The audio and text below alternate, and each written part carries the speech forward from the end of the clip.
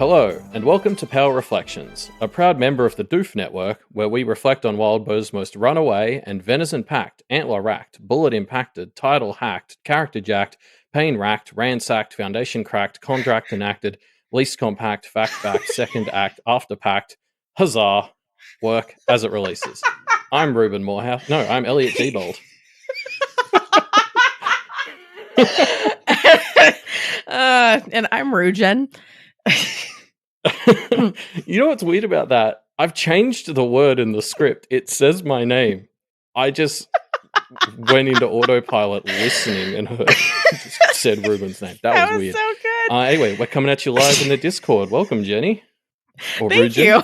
I am so happy. I'm so happy to be here. Thank you for having me. Oh, that was so funny. I'm sorry. Yeah, I did so well. You got through like the hardest parts. You got through all the really hard parts, and then just your name. Yeah. What a hell of a pair of chapters for you to come and join us for too. Particularly the first one. I know. I'm not gonna lie. Started reading that and was like, oh, yeah, crud. This is gonna be terrible. I mean, wonderful, but also just like, oh man. Yeah, pressure's on. The pressure's on. So it'll be entertaining. Yeah. So thanks for having me. I'm excited to talk about all this stuff and bring a little bit of chaos to your well-oiled machine of a podcast. So you're the goblin to our fairy. It's a very fairy operation we've got going here. Oh, don't talk about yourself like that. Cool. Well, should we get into it? Yeah, let's do it. So first up, we're talking about In Absentia 21.14. It's an all chapter. You might remember it because a lot of shit goes down there. I think it's the new longest chapter. But to start with, Avery and Verona are kickstarting Operation Loop-de-Loop, where they're going to go around and secure a bunch of territories. And we start with following Avery as she visits this magical path where trickle-down economics is very real. Yes, it's wild. I didn't really know where it was going at first, because I never do. But yeah, really, really interesting path idea, and seems terrible to live there. I thought it was really fun, the way it inverts the way money works. It was trickle up. Sorry. Yeah. But it's like I don't know. It was a really fun idea to sort of have money be something you're constantly trying to get rid of, like the opposite of hoarding wealth. I thought it was really fun. Yeah, I agree. Really, really fun. And then Snowdrop just giving pocket French fries out gives me life. It was so good. It felt like a Liz Lemon move. I don't know if you've ever watched 30 Rock, but I love the idea that Snowdrop's version of being prepared for the paths is to have pocket French fries. I mean, you gotta have your snacks. Yeah. You know? Oh, exactly. Avery carries her protein bars or whatever. What's the difference? That's true. And with how much Snowdrop values food, I mean, that was a big sacrifice. So gotta give her some props for that. Yeah, true. Yes. And then it's also her kind of surprising Avery by having the French fries felt like a good sort of lead in to, obviously there's the big moment where she sneaks onto the platform and lies about not having stolen all of the fortune from the beggar guy, which was obviously another top tier moment. That's so good. I'd completely forgotten that was one of her abilities. It was when Avery sort of said it, I was like, oh yeah, she did that on the Forest Ribbon Trail right at the start. But that's right. Yeah, I'd totally forgotten that was something she could do. I hope they start to use it more because Avery's right. It's pretty powerful. Yes, it's very powerful and it's really, really fun. It's really fun to read. Oh my gosh. Yeah, I really liked the system because I guess it is kind of it probably is as terrible as reality, Wildbow, but it's just the opposite. So yeah, just don't really have to think about it. It's like a different flavor of unequal capitalism, kind of. Like, yeah. Yes. Yeah, it's just, I mean, yeah, it's bad. Snowdrop I capitalism. Yeah, I loved the idea though of like the fish and chip shop stays in operation though because everyone gives them stuff so that they can give you money. Like just the idea that like you're trying to. It's like this weird reverse bartering system where you need to give them something that's worth it for them to give you money so that Mhm. they can stand. It's so funny. I love paths. It was great. Um, I liked the description of the drawing on the coin as well. Kind of want to know what Yeah, the other coins look like, and what does it mean? What does it mean, that was what Elliot? I read. That I was like, gee, it's because it got enough attention and description that I was like, is this something? Should I be getting information from this? Because it just seemed neat, but I didn't know if it like had any significance. I know, me too. I'm looking at it, like what cross conches with people blowing them, and then a falling woman with something winged trying to reach down for her. I don't know what it means, It could be well. but I felt like there was Pisces bait in this place a little bit. Like Avery mm, starts thinking about the way paths fit together here. Obviously, there's the old man who she doesn't stay to talk with, and I think she gets her karmic comeuppance for that later in the chapter. But we'll get there. Um, hmm but there's just a lot of like. I don't know. It felt like what little tidbits about Pathy Pisces stuff, and maybe the coins related to that. Yeah.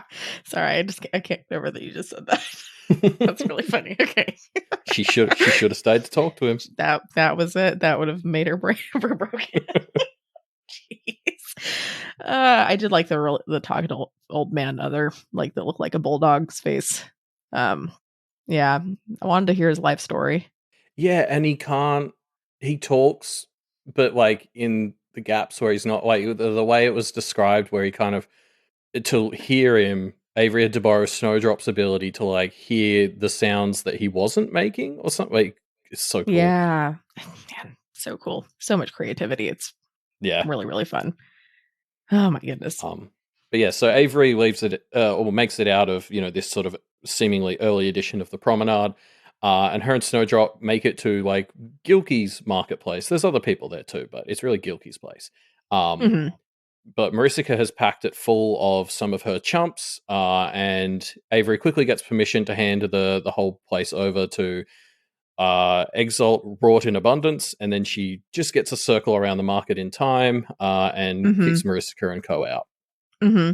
And yeah, she just like just rushes in. They're like, "Hey, you're usually more polite than this," and she's like, "Well, yeah, Desperate times. but desperate times," and yeah, and they're just like, "Yeah, that's cool. You can go ahead and do your thing."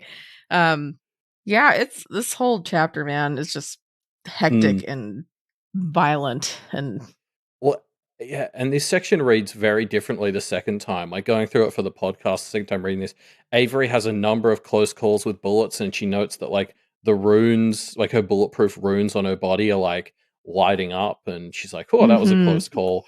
And reading through it the first time, I'm just sort of going, "Yeah, well, that's how Kennedy is. A few bullets won't stop him. She'll be right." I Um, know.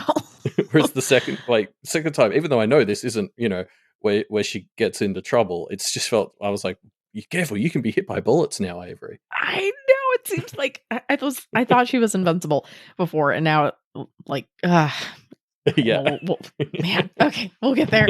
Oh, I'm sorry. I was so upset I hit my microphone. So it's probably gonna happen again because I'm gonna get more upset. But but oh my gosh. Yeah, and I feel like I don't know. She has so many things like that, like brushes with death Mm. like previously.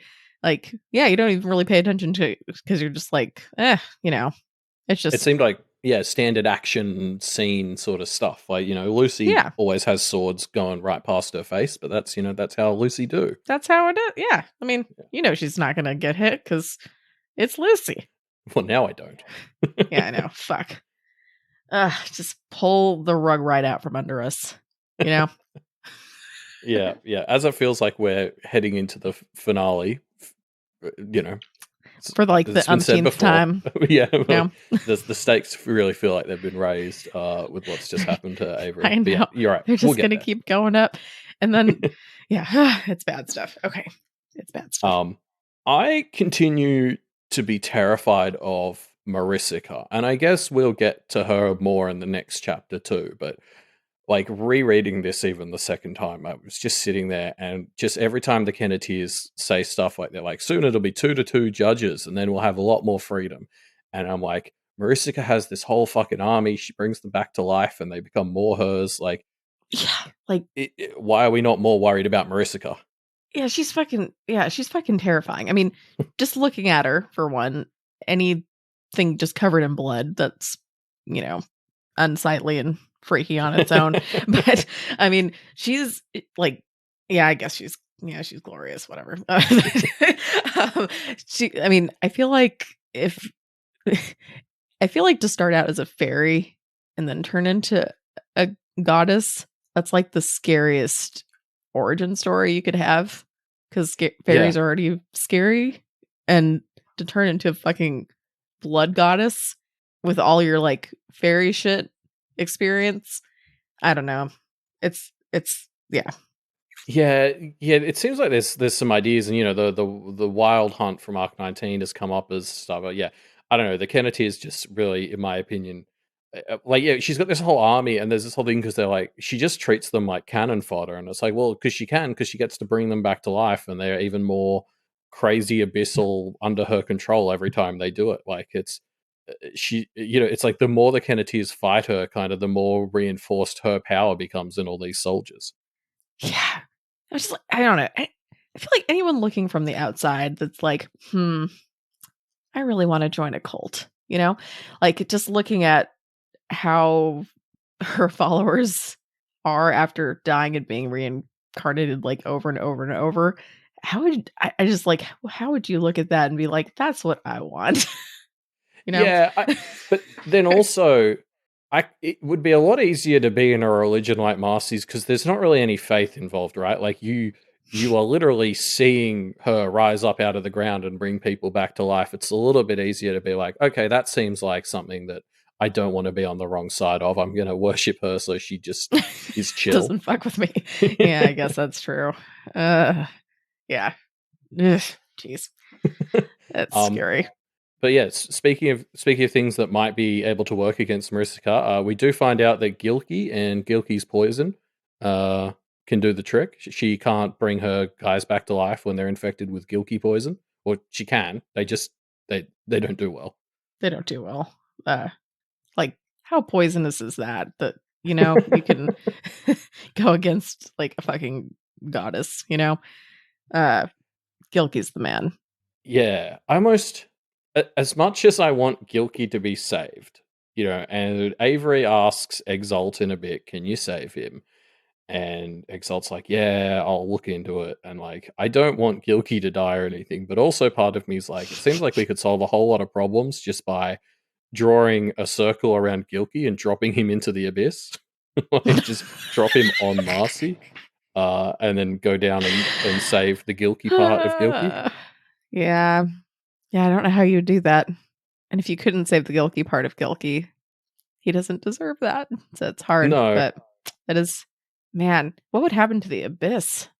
I mean, who cares at this point? If we drop it in Marcy's part of the abyss, I'm not going to feel too bad about whatever happens to what's down there. I guess that's true. Oh my gosh. I guess the weird thing they said, because Marcy set herself up as some like funnel between it was like a divine celestial blood place and the abyss. So I guess the concern with killing her is still that bits and pieces will leak out. So maybe you run the risk of all the stuff spurting out when she dies being Gilky stuff too, which probably isn't good. Oh, that's probably bad. Yeah, it's probably a bad thing. Also Gilky might die. And I suppose that's a factor too. That would, Gilky's, no, he can't die. He can't die. He's too good. But yes, so the market's saved, the abyss is beaten back, and Exalt takes this opportunity to give Avery some backstory into coils and the things that Ryan the Aurum has named himself after. Mm-hmm. And reminds us about hangmaidens again, which I I am. It's better than it used to be, but like I'm very scared of spiders, and so legit nightmare fuel. Yeah. I also, the thing that got me about the comparison, because hangmaidens just seem to pick, like, I don't know, people. I don't remember if we've had much on like why hangmaidens pick their band, but like the coiled pick people who are at the top of really rigged and corrupt systems. So part of me was like, okay, like, it sounds like what they're doing isn't great, but at least they're targeting the right people when they're doing it. Like, they sort of bring the whole house down, but it doesn't sound like they target good houses. Whereas hangmaidens, Alexander That's wasn't true. the best person, but like, I don't know that he deserved hangmaidening, So That's true. Yeah, I get so coiled are slightly coiled are like the good versions of hangmaidens, is what you're saying. yeah, Kind of. yeah, or Okay. at least better. Okay. At least better, Okay. I can deal with that. Yeah. I might be like just delusional, but part of me was reading this description of how coiled works, and I was thinking that kind of sounds like he'd probably want to attack Charles more than Kennett, the Kenneteers, doesn't it? Like all the stuff was they expose secrets, they turn tables, they basically they turn a corrupt system where one person has power into utter chaos. And I'm sort of like, I guess that describes the seal and stuff in general, but like if we're thinking if Ryan is trying to act like a coil and he wants to target a system where one person has too much power, I feel like that whole personal question that was answered for him in his interlude might more be along the lines of, oh, the Kenneteers aren't trying to get power into one group of people. Like, it sounds like they're moving away from the sorts of things that a coil would attack. So I'm trying to delude myself into thinking that, he's going to be on our side and it's going to be fine. Yeah, that's definitely not going to happen. So, yeah, I mean, I feel like, because Charles in a weird way is kind of trying to do that in its own kind of fucked up way. I'm easily impressed as saying, because except he's saying like the seal and all of that whole system is what the really corrupt shit is. So I'm, so he's going, so that ain't gonna happen. He ain't gonna be on our side. But then if Charles does well enough, then Charles is now the man, right? And so then you got to coil, you got to flip around, like, Okay, just let me have this. Just let me have this. Okay, sure. All right, that sounds good. You never know; it might happen. I mean, that's gonna be really awkward. Like when Avery comes back and is like, "Oh, now you're on our fucking side, asshole," and be like, "Oh, part of his my schemes. bad. It's fine. Collateral damage happens." Yeah, collateral damage. Okay. But yes, so we cut away from Avery at that point, and we cut back to the moot. And basically the argument about rules around awakening children, whether the Negateers are cheaters, all that's still sort of all ongoing. Mm-hmm. Yes. Charles sucks. Which is not new. But he just keeps on sucking and he keeps cheating, which is kind of going back to what you were saying. Yeah. Like he just I don't know. Maybe you're convincing me a little bit. But... yeah, I'll tell you, it's triple crosses all around. Okay, I shouldn't have thought this was that funny necessarily, but I was taking a sip of my drink and read the leg tall like responding to Charles sucks with hot takes today, and I almost spat my drink out. Because I thought it was really funny. Yeah, okay, maybe that it's not that hot of a take, but it's true. Yeah. So I liked the part where when he first does the thingy where he gauges how popular everybody's sides are, and it's clearly biased towards the Negateers. And Charles is like, well, this is all the people who are in my region. And Lucy responds like, oh, well, you scared everyone else out. And Charles is like, well, you set the rule and fought Grayson and Mussa for it. Like, I'm just doing the rule. And I was like, as much as I hate Charles, I was like, that's a fair point. Like, Lucy can't argue that he scared everyone away for the popular vote. It's like, you're the one who, after he did that, did set up the popular vote thing. So I thought that was funny there. Yeah, I mean, I'm not. Well, because it's where the argument, I think, like when Lucy starts arguing that they're like babies and they shouldn't be allowed to vote, that I think is where she wins it back over. Mhm. And I also really enjoyed that argument because at first I was like, obviously I agree with like Lucy and stuff that it's like those people shouldn't count, but also Yes. part of me was like, but we're saying they are people. Like, it felt weird to be on the side of no, they don't count and shouldn't get votes. And so I really needed that framing from Lucy that it's like, oh, but they're kids, so they're not mature enough to vote yet. That I was like, okay, yes, that is how I can reconcile that thought, because I was like, I know they shouldn't be allowed to vote, but I feel weird being on the side that says they can't vote. Yeah, that's true. But yeah, I was glad that she was able to argue that back, because I would have been really pissed off if he would have gotten away with that. Yeah, he doesn't even try to. Like, part of me, like Lucy's like, oh yeah, he wouldn't let us analyze his people because they wouldn't stand up to scrutiny. But the tinfoil hat on my head was also wouldn't let me think, maybe like, is there something weird about them that he doesn't want them to know? Like, it would be classic Charles to be doing something. So yeah, very tinfoily thought, but I'm also thinking maybe there's something Charles didn't want them to see. I mean, I don't know. The tinfoil is pretty entertaining, so keep it coming. Get that chocolate bar out, and I don't know. Could be just like the secret of. That would be ridiculous if that was the secret to, I don't know, his success.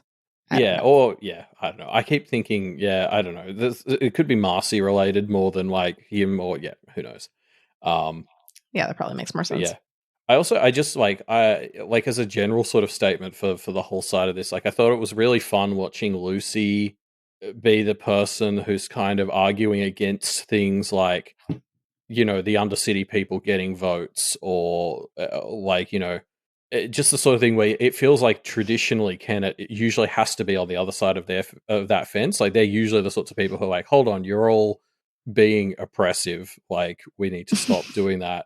And it's like this really interesting and like important next step where they are able to sit on the other side and weirdly be on the same side as like Grayson and stuff, and be like, no, but this is too far. Like, Yeah. you can't just spawn a bunch of like babies who will just say whatever you want and get those to count. Like, it actually kind of makes their stance even better, that they can kind of they know where the line is the other way too.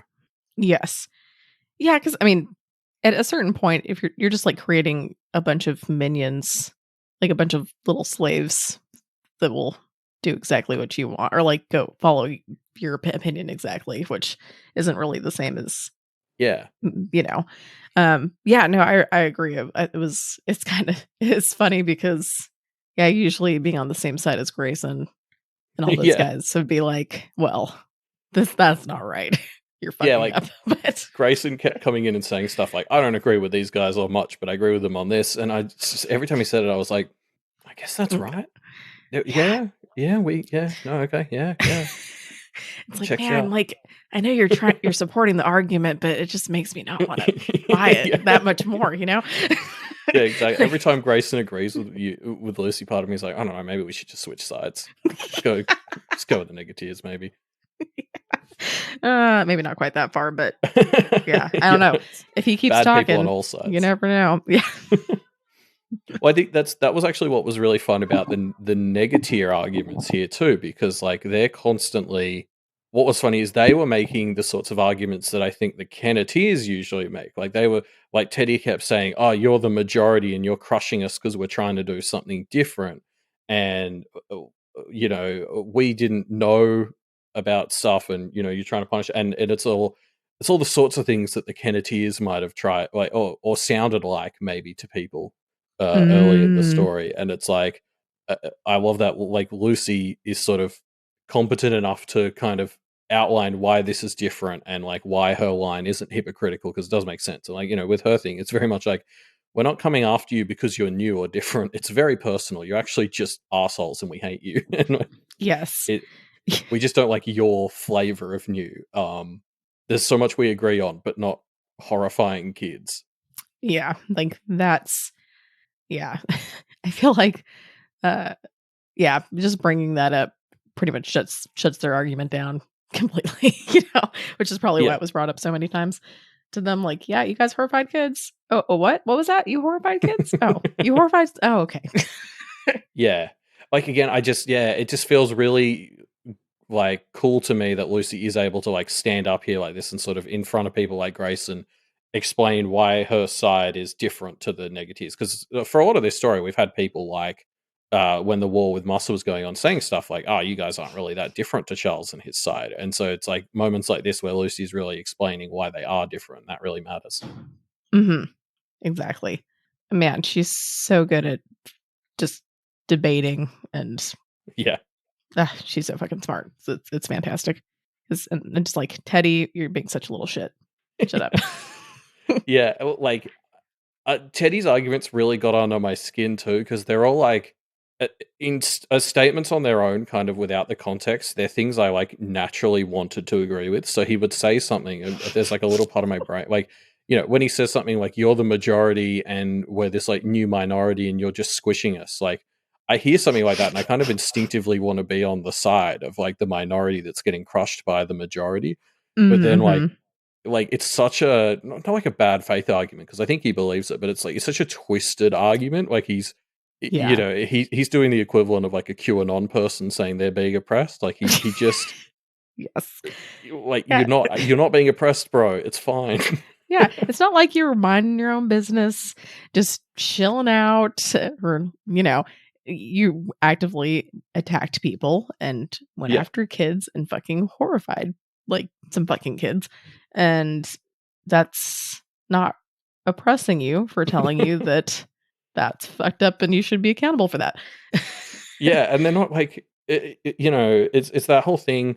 They're not trying to oppress them either. They're just saying, "Hey, you got to play by the normal rules that are the ones that make sense." Like, Mhm. Yeah. um, it's like I read a thing a couple of months ago. It was like an article. It was about how people with privilege, when that like privilege gets taken away and like the playing field gets made more even, they tend to view it as being oppressed rather than losing privilege. And it feels like that's what Mhm. the negatives kind of embody, is that idea that it's like they've Yes. got special rules, and when they're trying to be brought down to everyone else's level to play with the same game, they see it as somebody oppressing them. Yeah, which I mean, kind of it makes sense because I mean they yeah, I mean fucking Carmine exile asshole Yeah, like gave him like I mean that's a pretty big I don't know, that's a pretty high up dude to get, your powers and shit from, and a blood goddess and all that stuff. So they yeah, probably were like, "Oh yeah, we are like above all you silly peons," and are yeah, not very happy exactly. about. Yes. uh, yeah. Um, a shining light, though, somebody who just bring a lot of positive energy into all these interactions was, of course, my favorite character, Mrs. Ferguson, um, who just I love the part where they're all talking about how some people get bad parents, like, and Lucy tears into Grayson for a bit, and then Mrs. Ferguson just chimes in with, "Some kids get loving, involved parents." So I don't Like, see it at of all. fucking course, you have to just interject. Just, I mean, I don't know. I'd like to say she means well, but I mean, I don't know. I'm I feel so I'm bad s- for her I'm again. still convinced that she's actually really cool. She's just a really obnoxious mom. But like I feel like if you get her away from Soul, which you probably have to do, that would require a lot of power. But um, uh, like every time sort of practice stuff comes up, she seems really clued in, and like again, constantly thinking about things like taking down Mariska and stuff. Like Derosha seems like an obvious candidate there. But I feel like Mrs. Ferguson as well is surprisingly clued in. And if Mrs. Ferguson was involved in taking down a judge or helping with a god at some point, I wouldn't be that surprised. It honestly is really refreshing that some of these really annoying, like, women characters are so competent, you know? Yeah.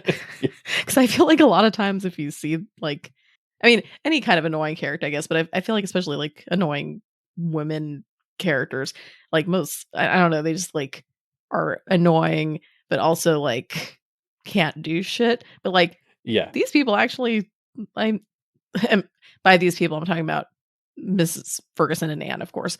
But Yes. you know, like they're actually really fucking good at what they do.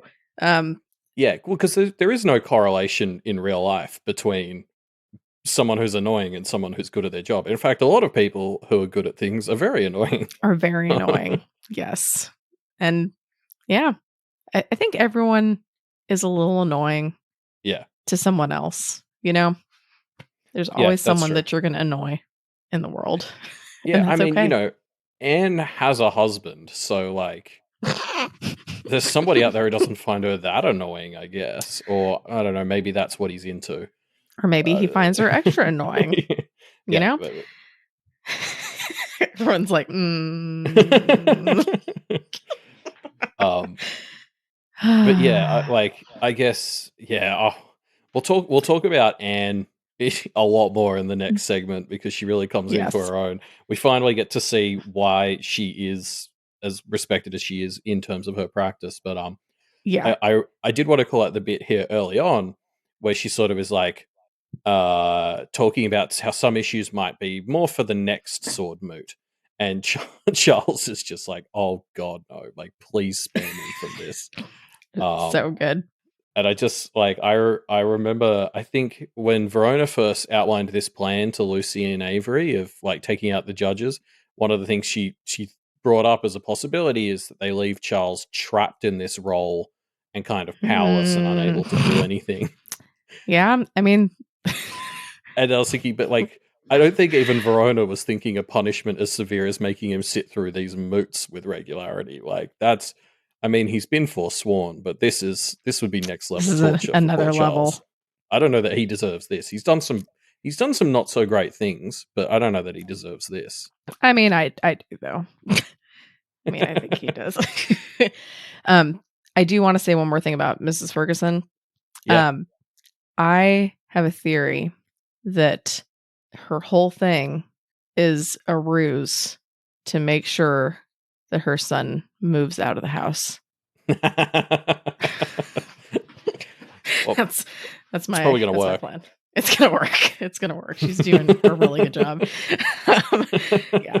So I just wanted to put that out there. That's my theory. I'm just thinking. I can't wait to see. Well, I guess we know that Sol is sort of interested in Raquel. I guess I'm just I always love that thing that you see this a lot in real life too. But like there's that whole thing about how like you fall in love with someone who resembles your mom or your dad and that sort of thing. So like poor Raquel, For for that association. yeah, it's like that was kind of a dick move. But I mean, that's funny. I also just want to say also about Anne that she called Charles a dog again, which was really funny. Sit dog. It's like, oh, he's so angry. He's just he's so angry. It's so great because like this moot was in large part designed by the Kenneteers to really fuck with Charles, and it's just like, oh man, letting Anne continue to be a loud voice is such an effective way of doing that to just about anyone.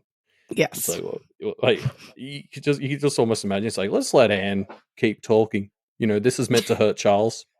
Anne can be the front man. Yeah, it's so much nicer when annoying people like are on your side. It's not being directed at you. Yeah, we used to see that. I feel like Melissa was the first person in this story who was like that. Like Melissa was really annoying for a while there, and then she started turning that annoyingness onto our enemies, and it was a bit like, okay, no, you're fine now. This is funny. Mm-hmm. I love this. I love this story. It's so good. But yeah, just before we move on, I also want to talk about, I really loved Lucy's point. So there's a bit where Teddy actually kind of brings up a good point, which is like, if, let's say that you're right and that your views are correct and you build this system with all these rules or whatever, how do we know that somebody won't like break and abuse it in the future? Mhm. And Lucy has this great speech where she sort of responds about how, well, the whole point is we need to stay vigilant. Like, she's basically saying, don't over engineer it at the start. Like, something's going to break. We need to all be here and make sure that we can adapt in the future and not let it go terribly. Mhm. And that's obviously like, it's a great speech. It sort of summarizes a lot of what Lucy's journey, Pal's all been about. But it was also funny to me because I couldn't, like, Teddy's sort of like, doesn't that just as much apply to like what Charles is trying to do? Like, Charles is just kind of knocking everything down and I guess hoping what grows back will be good to him. Yeah. Um, Mhm. but it's sort of like, yeah, like, it's just so funny that his criticism of like, oh, well, you need to be benevolent, you need to build something perfect. Like, we haven't seen any evidence that Charles is not vulnerable to that same problem. Mhm. That's true. I mean, yeah, if he I feel like he can't really be the judge, haha, of of benevolence, and Yeah, or anything like that as the Carmine, like he just can't. So, uh, yeah, he's a terrible person to be trying to yeah. spearhead all that.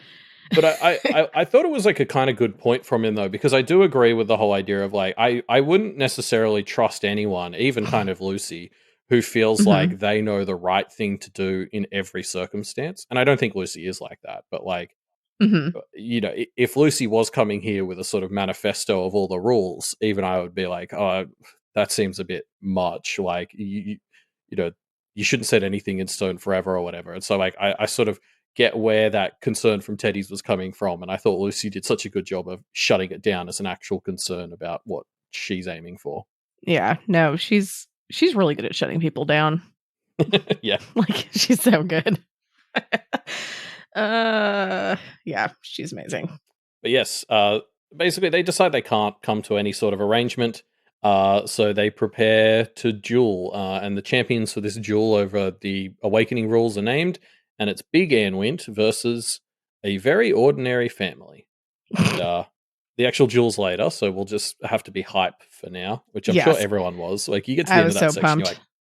like, I was so angry when the thing stopped there and it switched to Verona. When I read this, I was like, you can't I was like, stop "You that can't there. stop it here." Like, I didn't realize it was in the rule book to allow a second Lucy part where we would still do it. And like, thank God we were, I because I know. would not be coping well if we were still sitting on this cliffhanger. I know. It's like ping pong in my brain all over the place, like boom, boom, Yeah. boom, boom. So, yeah, that was like a big, big thing to drop off on. So thank goodness I went back to it because, damn. Um, yeah, and it's also great because I feel like May got Charles to like fuck off, which Yeah. probably helped out a lot. Um, Guillermo has a few of those moments where he just pops in for little bits of this moot just to like kind of prod things. He still refuses to properly help because I don't think that's how he operates. But yeah, he keeps just like poking Charles at really annoying times for Charles, which I like. mhm. Yes. Um, sorry, this is going back a little bit, but I just wanted to comment that Charles had to give some of Carolyn's karma to Lucy, and Oh yeah. that made me really happy because I was like, "You're like serves you right." Ha ha ha ha ha ha. Um, Well, and Lucy specifically baited Kirill into snapping at her like that too. yes, uh, so good. Like, good job, Um, Lucy. yeah. I also there's that moment where Anne is kind of like to Lucy, I think I like you better than the other two. And like there's like a weird I think Anne and Lucy can kind of get on the same wavelength, and I just kind of love that because I wouldn't have expected it, but when Mm-mm. they had this little moment of kind of understanding each other, I was like, yeah, like Anne's whole thing is like she's usually such a dweebus because she's really insecure about being taken seriously and she doesn't take the other people around her seriously, whereas Lucy kind of checks all of her seriousness boxes, and Lucy was like actually treating her seriously. And I was like, I can see Lucy actually bringing out the best in Anne, and she does. It's just so funny. And she does. Yeah, I did really like that Lucy was straight up like, no, you got this. Yeah. Like, you're 100%. You totally got this. And she did. She was amazing. Yeah, that was great. Sorry, my kids are yelling. So I hope you can't hear that. I apologize. I think a little bit came through, but I'll edit it out again. If there is. Okay. Like, you're supposed to be asleep. Go to sleep, you dang kids. Yeah, Lucy also outlines the exact demands of all, like, it seems like all the other practitioners did kind of get together and agree on stuff, and it seemed pretty good to me. Like, I think they had an age limit of 14. There are all these rules around kids who do get awakened early. Like, I overall, I was like, Lucy was like, oh, I wish it would have been 16 and not 14 or whatever. And I was like, this is pretty good. Like, this is a huge step. I think we could take this. Yeah, it's honestly pretty. I mean, it's older than they were when they were like exactly woken. So that's already a step up. Well, it feels like because it was 14 for all of them, I couldn't help but think that Lucy was just unable to argue for less than 14 as a 14-year-old. Yeah, that's fair. Yeah, no, I was pleasantly surprised. But yeah, all the demands seem pretty reasonable. Yeah. And then, she recites all that stuff off, which is super impressive. And then Teddy's like, disagrees with, yeah, he's like, okay, I don't know how you did that. I guess you're kind of smart. I think the negatives are still only just getting to grips with who they're up against in the Kenneteers. Like, yeah. Yeah, they have no fucking, like, you guys are not on the same fucking level, you're on the same fucking planet, Yeah, exactly. But we leave all that behind for now to quickly check in with Verona, who is refining her craft as she, conquers Toronto. Yes. And this is like the first section of Verona that I feel like I really was vibing with. Like, I like Verona, but I've always been more partial to Avery and Lucy. But like, just this part where she was just so happy with herself about like, nailing that cool glamour win thing, and she was like super happy, and she was dancing with like her little meat thing. I just was like, yes. I totally I feel that on like a spiritual level. Yeah, I also I really like it too, just for like how well Verona's doing, because you're right, it's like, just sort of turning to a nearby tree spirit and just like dancing with it is like classic Verona. Like, Verona's superpower has kind of always been to just make friends with weird shit whenever she comes across them. Like, that's how she met Tasha. Yes. But Verona has really struggled for most of the story with kind of her confidence and like self-esteem and that. And she's really refound that. And this is like kind of those two parts meeting where she can just find a random tree spirit and be like, dude, I'm killing it right now. And just kind of like dance along with them. Like, just, it's like the best of what Verona was, the best of what Verona is. Like, great little moment for her. It was so great. I was really, really happy. Made me super happy. I thought it was hilarious that when she was talking to Avery, she of course has to talk about like the very, like, I don't know, very descriptive, like, perverted, exhibitionist guy driving in this car and being like, I don't know. And she was just like, really? Like, why do you have to say it? I don't know. Like, why do you have to describe it all like that?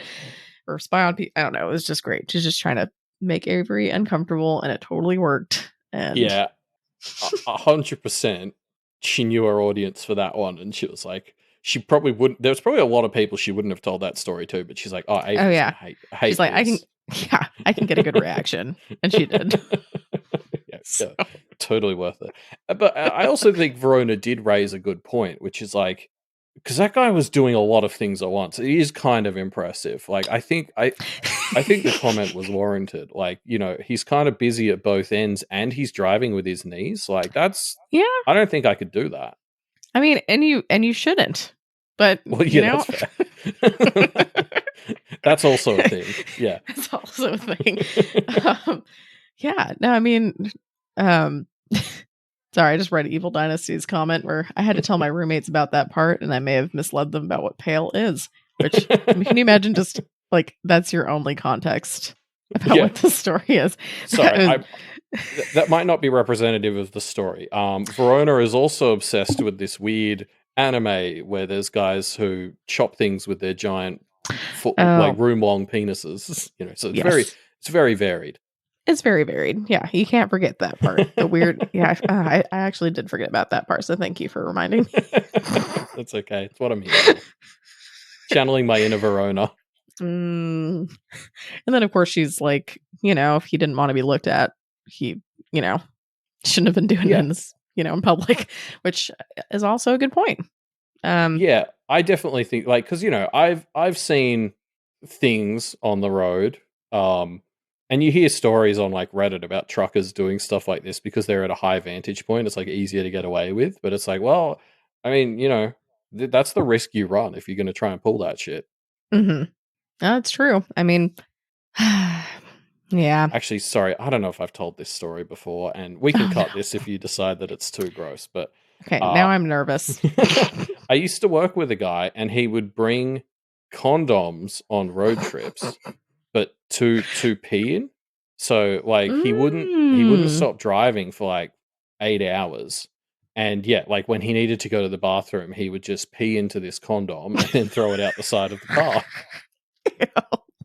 And he just told us this like at lunch at work. I don't think it was well. I can't remember the conversation exactly, but he just sort of told us like kind of without prompting. Like you thought it was like totally just like a good work anecdote.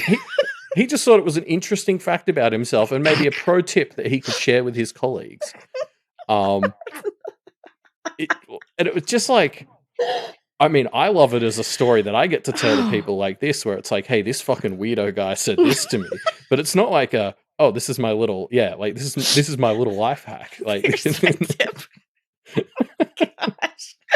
Okay, I wish I could have seen all of your faces. Like, did he just did he just keep on like steamrolling and through the story like this was totally normal, or did he see your faces and slowly start like slowing down, realizing he didn't need to see our faces. Everyone was like, "The fuck are you talking about?" I remember one of the first criticisms somebody levied is that that's not a very environmentally friendly, which I thought was a really funny first argument to make. That's a really funny first argument. Like that's the first thing you fucking think of.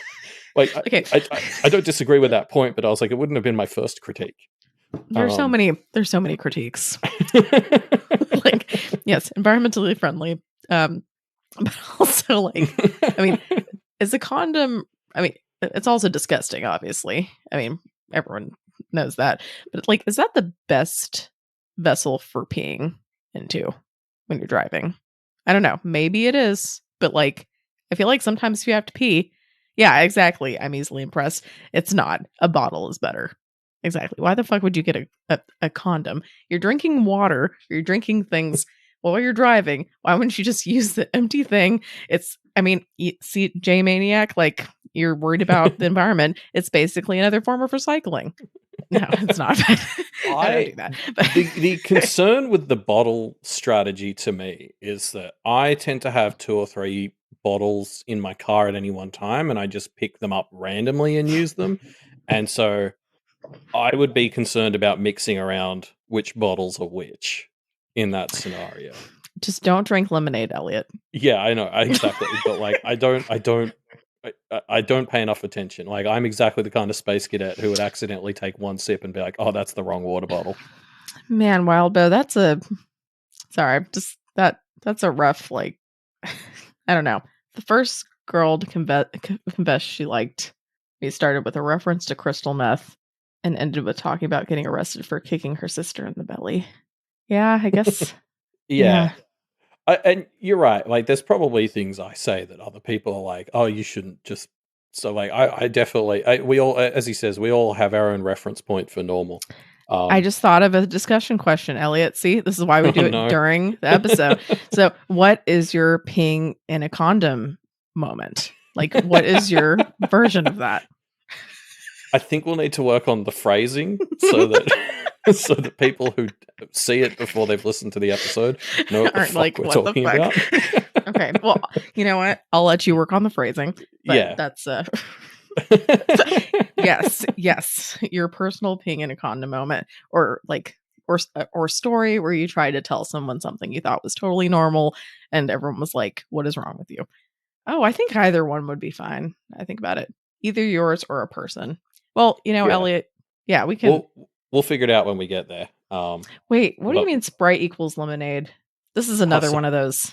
sorry, Like, I'm joining into a conversation that was going on in our chat. In Australia and I believe parts of Europe, like Sprite is lemonade. okay, you may explain. What do you mean? That's what we call lemonade. Like when I say if I go to a restaurant and say I want lemonade, I will get Sprite or whatever the equivalent is. I forget it's just called lemonade. I don't know, but like Sprite. Okay, what do you call, I guess, American style lemonade? Um Does that just so not exist?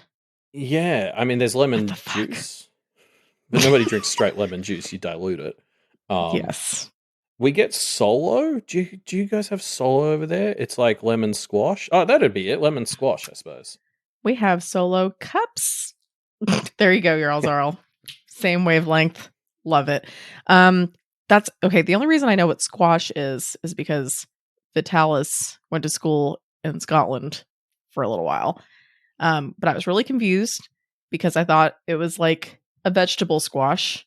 And I was like, why are you guys drinking squash Yeah. juice?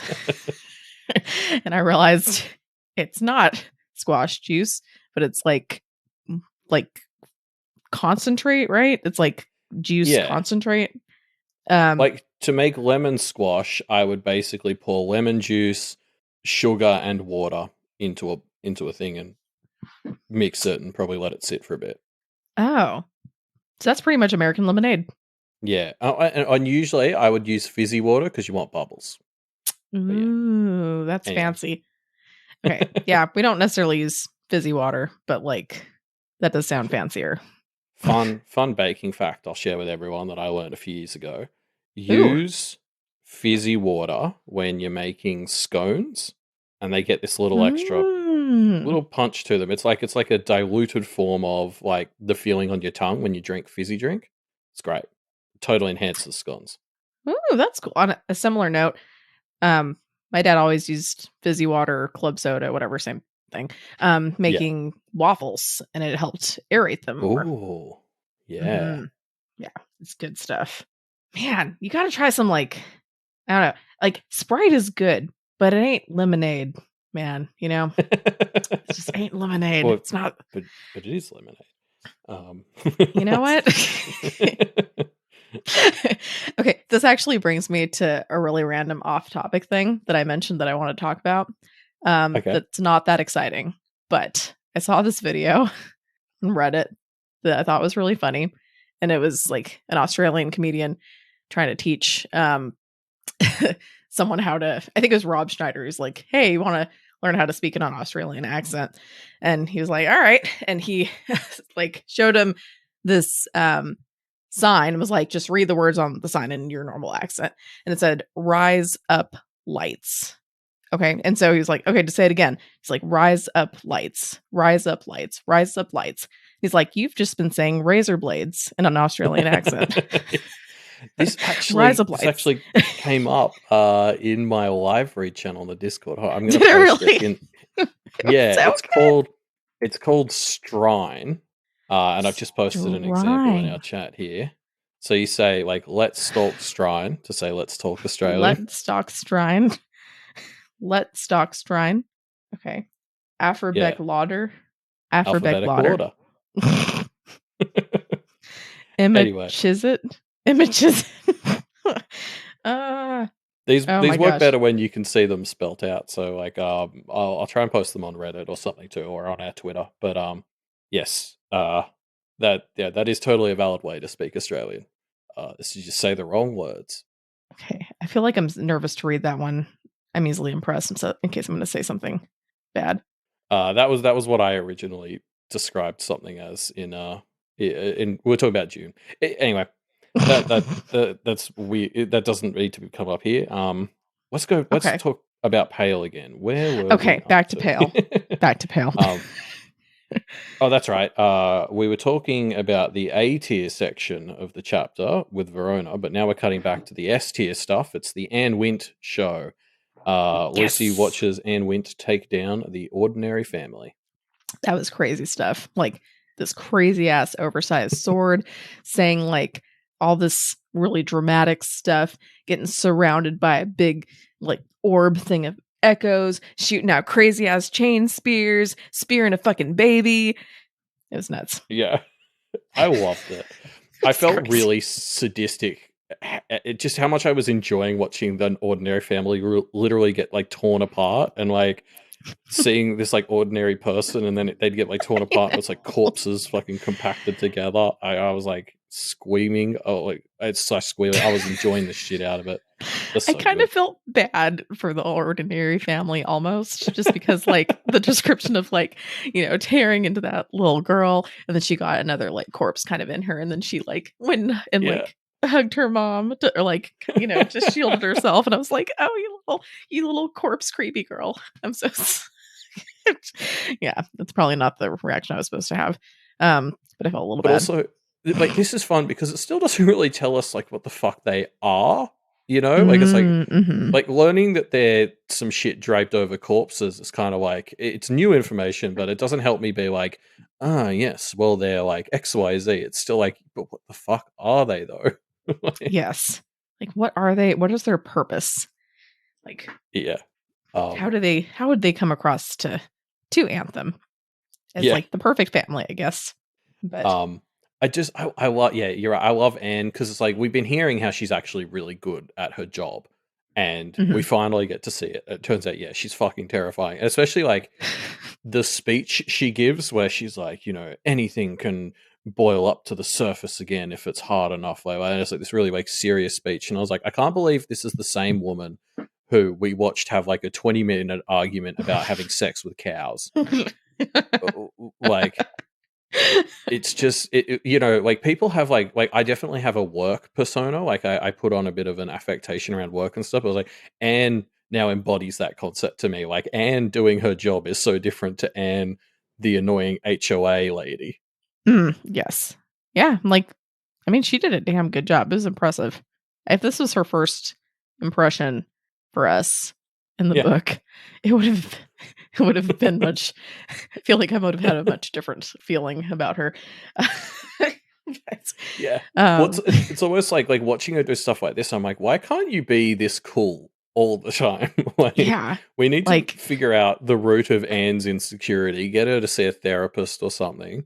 Because if maybe she get could a just, divorce. yeah, it doesn't seem like her husband is much of a source of anything, let alone insecurity. To be fair, No, except that she can say that she's married, which yeah, it I seems to guess. really matter to her. Which you know Like what I mean. that's something maybe she needs to address in therapy, is why she cares so much about being married Yeah, to someone she doesn't even really like. yeah. Um, Because I'm like, you could get married to a lot of people that you probably dislike less. yeah, yeah. Like Um, even if you don't like them. but it's like, yeah, it's like you're right. She's like Mrs. Ferguson. Like she's one of these contextually cool people, and it's like, okay, how do we change the way your life is put together so that we can get you in your cool mode more often and not the mode that makes me Yes. want to tear my eyes out? Yeah, because she's so fucking annoying. Like, ah, man, but it's nice if she's on your side. It's so good. That was a cool sword. All that Um, stuff was cool. Then she just yeah, kept going, and she's like, "All right, I'm gonna get the boogeyman out." Like they were playing this weird game of tug of war with the ropes that they lost. Just kept yes, getting torn apart. And I just love that she was like, "You have nothing I want." yeah. I wonder if they were insulted. Was the sword an abyss or a ruins thing? Do we know? I'm just trying to get a gauge for which is the cool realm. I was thinking abyss, but I could be wrong. Oh, some of it echoes. That's a good point. Okay. Yeah, I guess an abyss. Yeah. There's probably Abyss, no good. rusted, ruins, polished. Yeah, I guess that's the answer. It's Oh, both. yeah, that's right. Okay. Yeah, that makes sense. That's a whole damn. That's a whole jam. I guess. Yeah. I don't know. I was just like, just from what we know about the abyss, I was like, I guess it would make cool swords. Yeah, it would make fucking cool swords. Yeah. You need to get your shots after. I mean, that's the least of your worries, but yeah. Yeah, those some sort of magical set of shots too, like whatever your magical vaccine equivalents yes. are. Like, can you vaccinate against the abyss? I don't know. That's a good vaccine if you can. You would be a very wealthy practitioner, I think, if you could. Oh yeah. Like if you could sell abyss vaccines, you'd do pretty well. Yeah, you could imagine if you could vaccinate yourself against like being horrified or against a bunch of really shitty things. I mean, I know it doesn't work like that, but you could get rich. Well, it can work like if you convince everyone that something would work, it might start to work. Like that's the trick. This isn't a science project. This is a marketing project. That's true. If you sell snake oil long enough in the otherverse, I think it might actually start to work. Like the placebo effect can become real. So that's true. And the placebo effect is actually very strong. Exactly.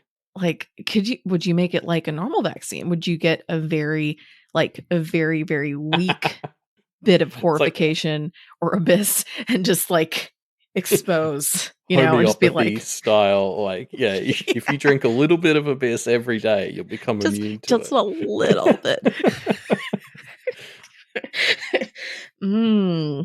What would be the equivalent of antibodies? I don't know. Yeah. Maybe that's what maybe this is Kira Lynn's big brain play. Kira Lynn's actually really cool and she's slowly immunizing. No, she's not, but that's true. Yeah. It's like spirit surgeons. Yeah, exactly. Speaking of Kira Lynn and Co, they lose basically, and Charles is like, well, I guess pick, are you in or are you out? Some of them are out, others are not, but they say it's probably fine because I'd forgotten they're getting a bunch more recruits at the moment anyway, so they've still got numbers. They've still got numbers, and Stefan was like, I'm out, yo. And they're like, fuck you, you little bitch. And he's like, well, you guys are idiots, so. Yeah. I thought it was so funny that they're like, they're things like, fuck you, you gotta stay with us, we fucking hate you, you're useless. And it's like, well, seems like you're better off without me. Yeah. Like Harry can't opt out or she's going to be horrified. It's so far. Like, who needs enemies when you've got friends like this, Like, I know. I'm like, shouldn't this like kind of spell that maybe you joined the wrong side? But yeah, well, I suppose Harry's basically saying, it sounds like she is saying, I think I'm on the wrong side, but I can't leave. Like, yeah, but it's too late. Yeah, that sucks. Yeah, I guess we'll see more of them next time we pop by Lucy. But that's right.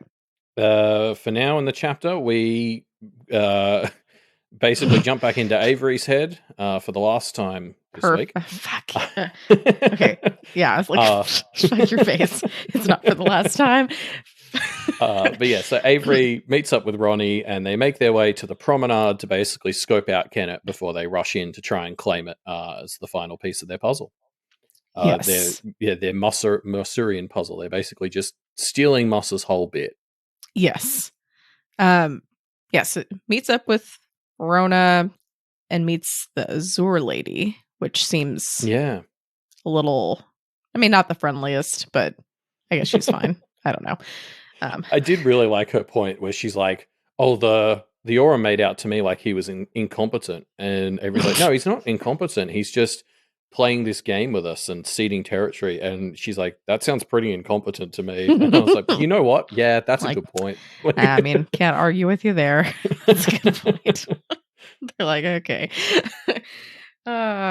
yeah, so come up with this plan and look up at all of Kennet, and do some running, and it's like hype.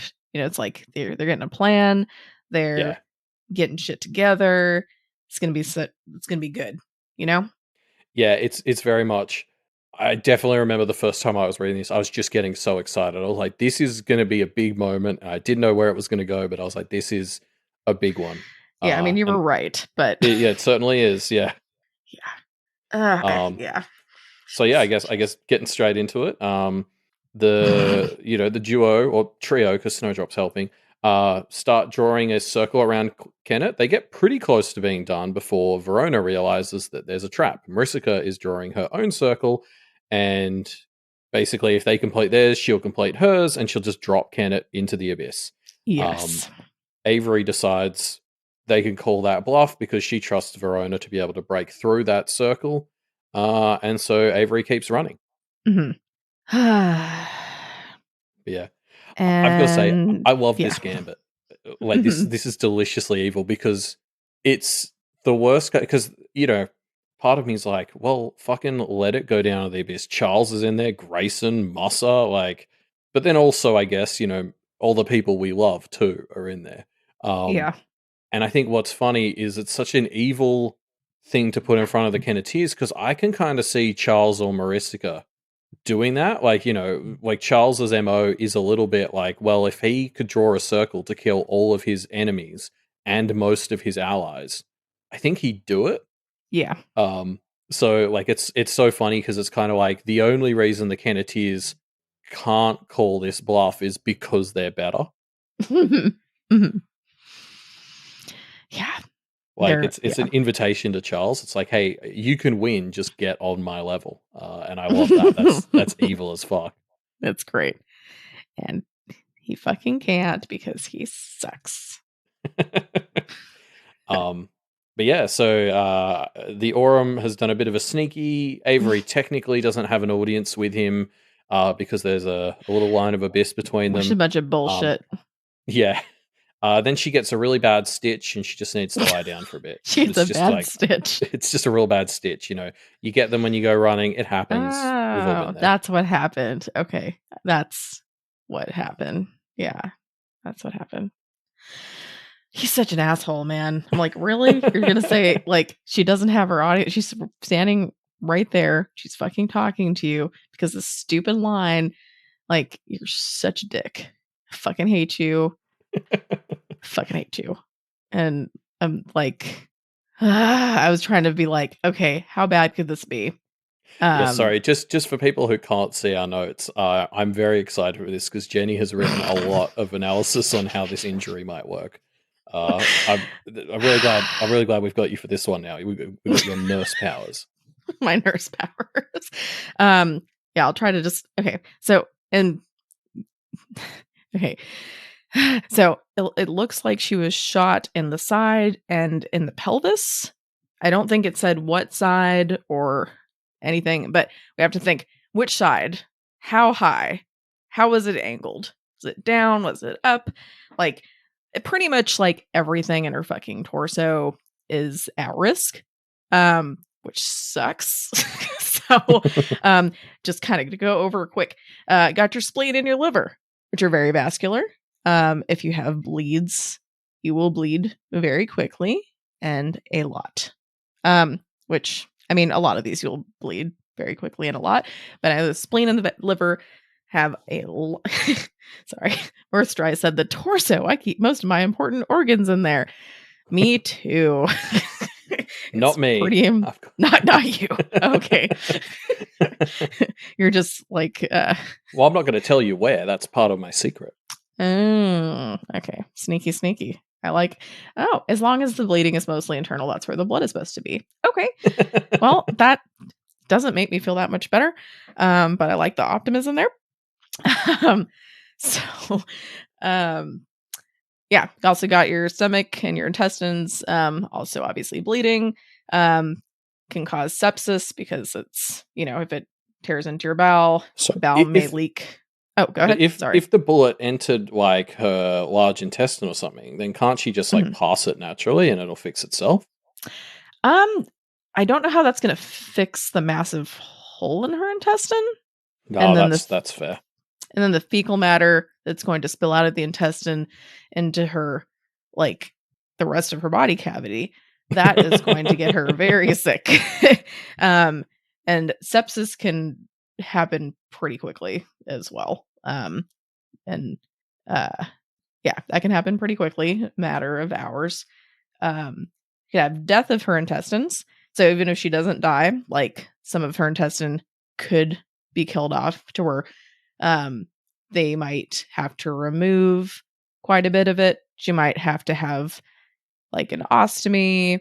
That's actually pretty common. Like in a lot of times gangs will intentionally target someone and shoot them so that they will like have intestinal damage and have an ostomy. Because apparently that's like supposed to be, at least from what I've heard, in the emergency room and things, that's supposed to be one of like almost a worse than death type of thing. Which it's not, that's the thing where you have like the direct hole into your I'm guts, sorry. right? Yes. So it's basically it's basically you have a hole. It's like instead of your stool and everything going all the way down and like having your rectum, they redirect it out of your stomach. And usually just has to have a bag that's attached, like stuck around it. And honestly, you can do pretty much everything that you normally can. You can still go swimming, you can go surfing, you can do exercise. Like you can do a lot of things with an ostomy. You can live a totally normal, active life. A lot of people like still feel that like body dysmorphia and that sense of shame from getting it because it's obviously like a really, really big change. But I mean, it's something that you can totally like live with and adapt to, and still have a really full, awesome life with. And yeah, it's definitely not worse than death. But I think a lot of, from what I've heard, at least they'll try to, target other like, I don't know, gang members and stuff to try to get that because to them, they see that as like, I don't know, being really, really, really awful. Yeah, no, I can see. Yeah, I can see why it would, because it would. Yeah, like it's a mental thing from the sounds of it more than a physical thing. So, like in some ways. Yes, and it does take a lot to like, be able to get used to it. Sometimes, sometimes if the person's really lucky, depending on why they have the ostomy, they might be able to reverse it. But a lot of times if it's like something like a gunshot and due to actual bowel death, that's not reversible. But yeah, I mean, it's just one of those things that helps you to actually live, and it's different, but it's better than not having it. And yeah, you can pretty much do everything normally that you can do without it. It just takes some getting used to, that's all. But yeah, it just takes some getting used to. Let's see other things that could be injured. Kidney, which would be bad, also very vascular. But you got a spare. Like you can get a spare of a kidney, though, right? Like you do, but it also is very vascular again. Which right, so what I mean bleeding. What I mean when I say very vascular, there's a lot of blood vessels that go through it. So if you have an injury there's more blood vessels that can open, I guess, or like be injured, more blood, more bleeding. So that's not good. I mean, you do have another kidney, which is great, but that's not going to help the bleeding. Bladder, uterus, those are other things that, you don't really want to get shot. Heart. I mean, I don't really have to explain that. I don't think. That's bad. That's quite vascular. That's quite vascular. Yes, you kind of need that. Lungs. So if you have a gunshot in your lungs, around your lungs, you can develop something called a pneumothorax or a hemothorax. So pneumothorax is when you have air that is surrounding your lung. Hemothorax is when you have blood that's surrounding your lung. Those are both bad because if you have air or blood or just anything that's surrounding your lung, it makes it so when you're breathing, your lung can't expand as much. Right. So you can actually have a collapsed lung, which means you can't breathe. That's bad. You need to fix that as soon as possible. It's an emergency.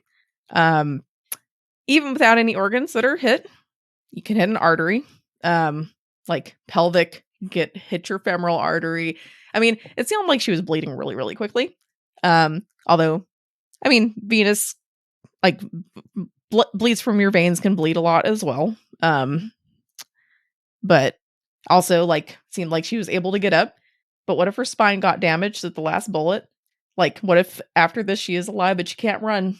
You know? I was actually, if we want to start talking about like guesses for what might be happening to Avery, I don't know about like permanent, but I think extended loss of ability to run would be a very interesting challenge for her from a character perspective.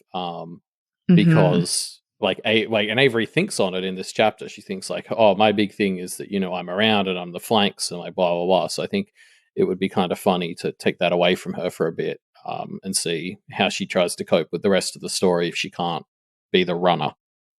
Yeah, that would be very interesting. I hope that doesn't happen, but I would almost be kind of surprised if something like that didn't happen. Well, yeah, presumably if she gets out of this, like she's going to be kind of in recovery for a while unless magic gets involved. There is, magic can do stuff, I suppose. Yeah. I mean, it could do a lot of things. I mean, she also does have Snowdrop, which a couple people were saying, like, which would be really fucking terrible. When we were talking about the spare kidney, part of me was thinking, well, presumably Snowdrop is a compatible organ donor because she's like 30% Avery going in. I mean, that's true. So, and I'm talking in human form, probably not a possum form. I doubt. I mean, she might still be organ compatible in possum form, but like there's the logistical side that'd be smaller. Yes, a very tiny little organ. But also, I mean, because that's sort of the other thing. If we're talking Avery predictions and stuff, I mean, Snowdrop was an animal that was meant to get sacrificed, and like as Kelsey brought up when they separated just very recently, like Snowdrop will protect Avery with her life. I think is almost kind of what she says.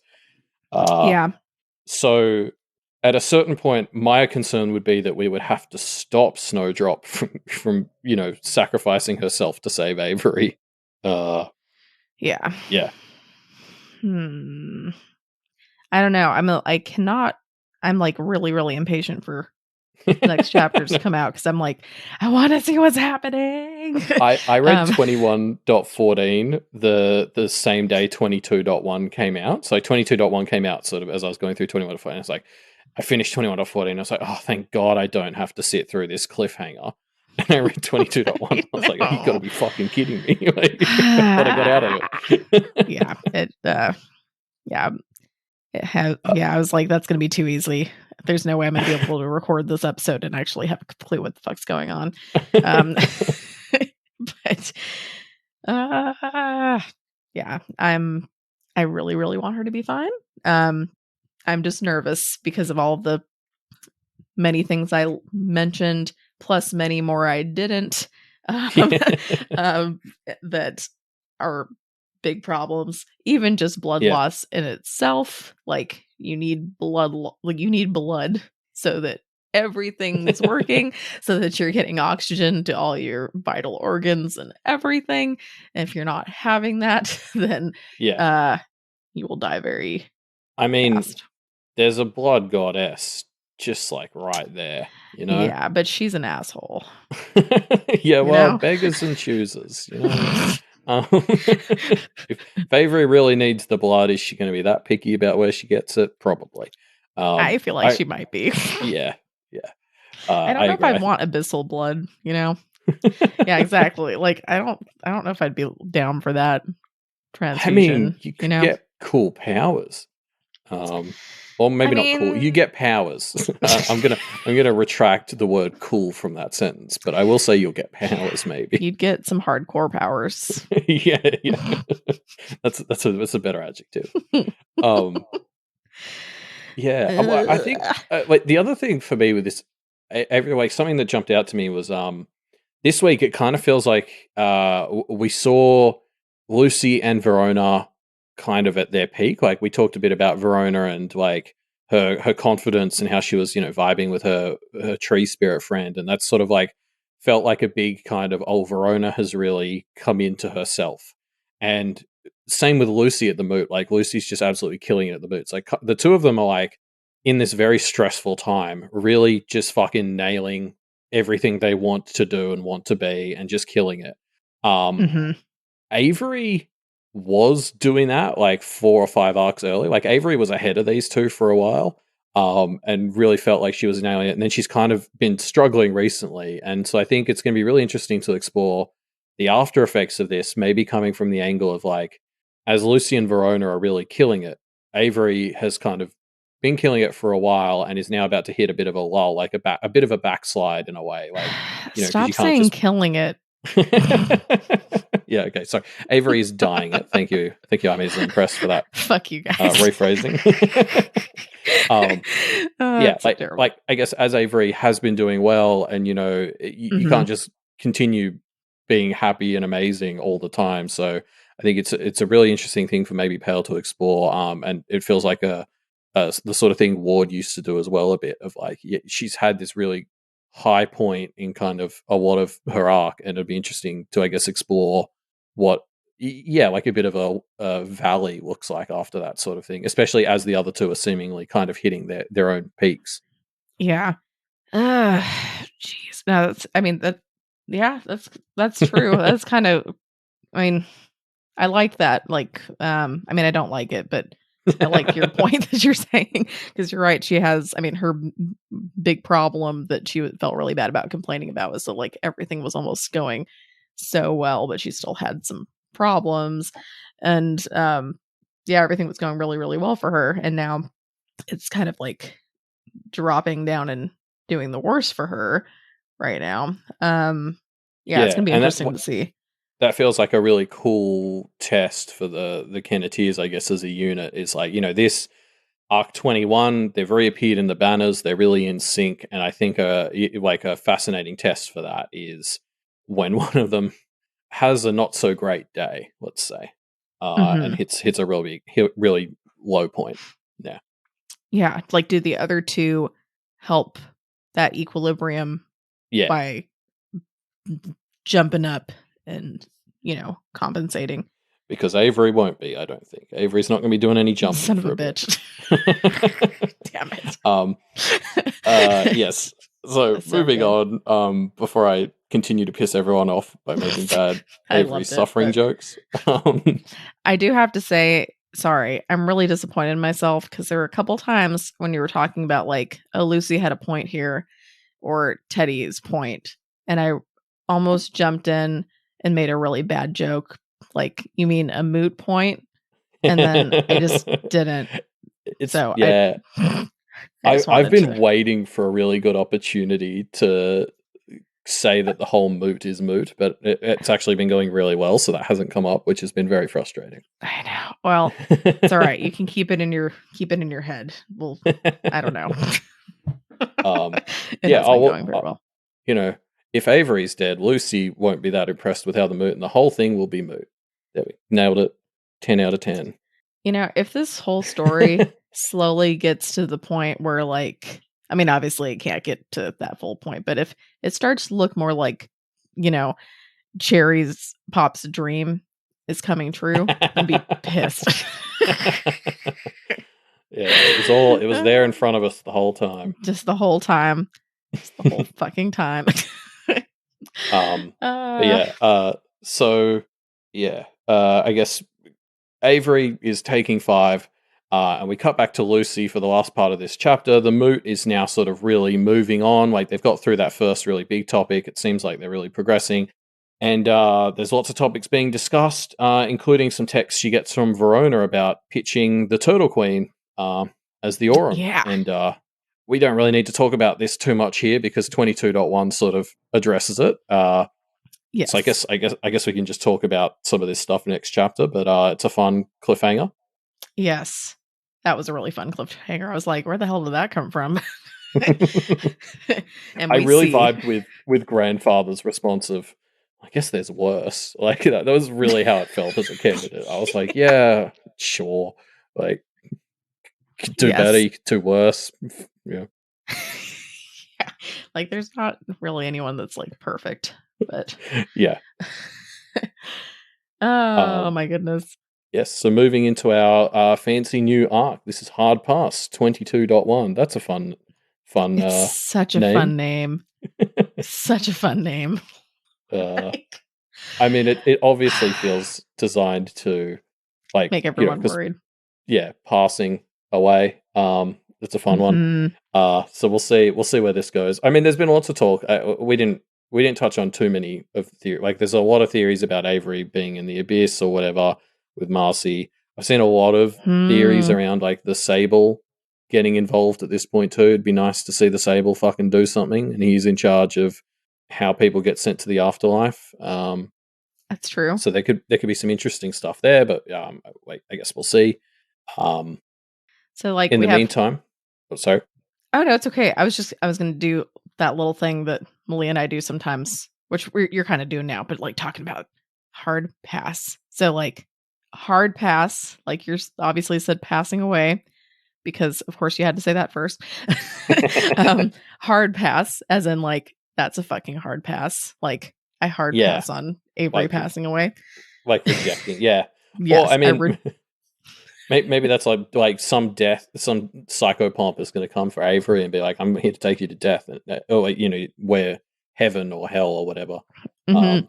And Avery's going to be like, "Nah, pass." Hard pass. Yeah. And then there's another way, which like a hard or difficult passage, maybe. Oh yeah. So maybe, I don't know, a difficult path ahead or difficult passage. I don't know. I mean, it would be funny if the like I don't know what the rules are for like what afterlife you might go to. Like the whole concept of what afterlives even look like in this world are very fuzzy. But it'd be pretty funny if like Avery was able to talk to the Sable and it's like you can pick what afterlife you go to, and she picked like Marisica's blood realm. Just like get in there as a like just start attacking her from within. That would be interesting.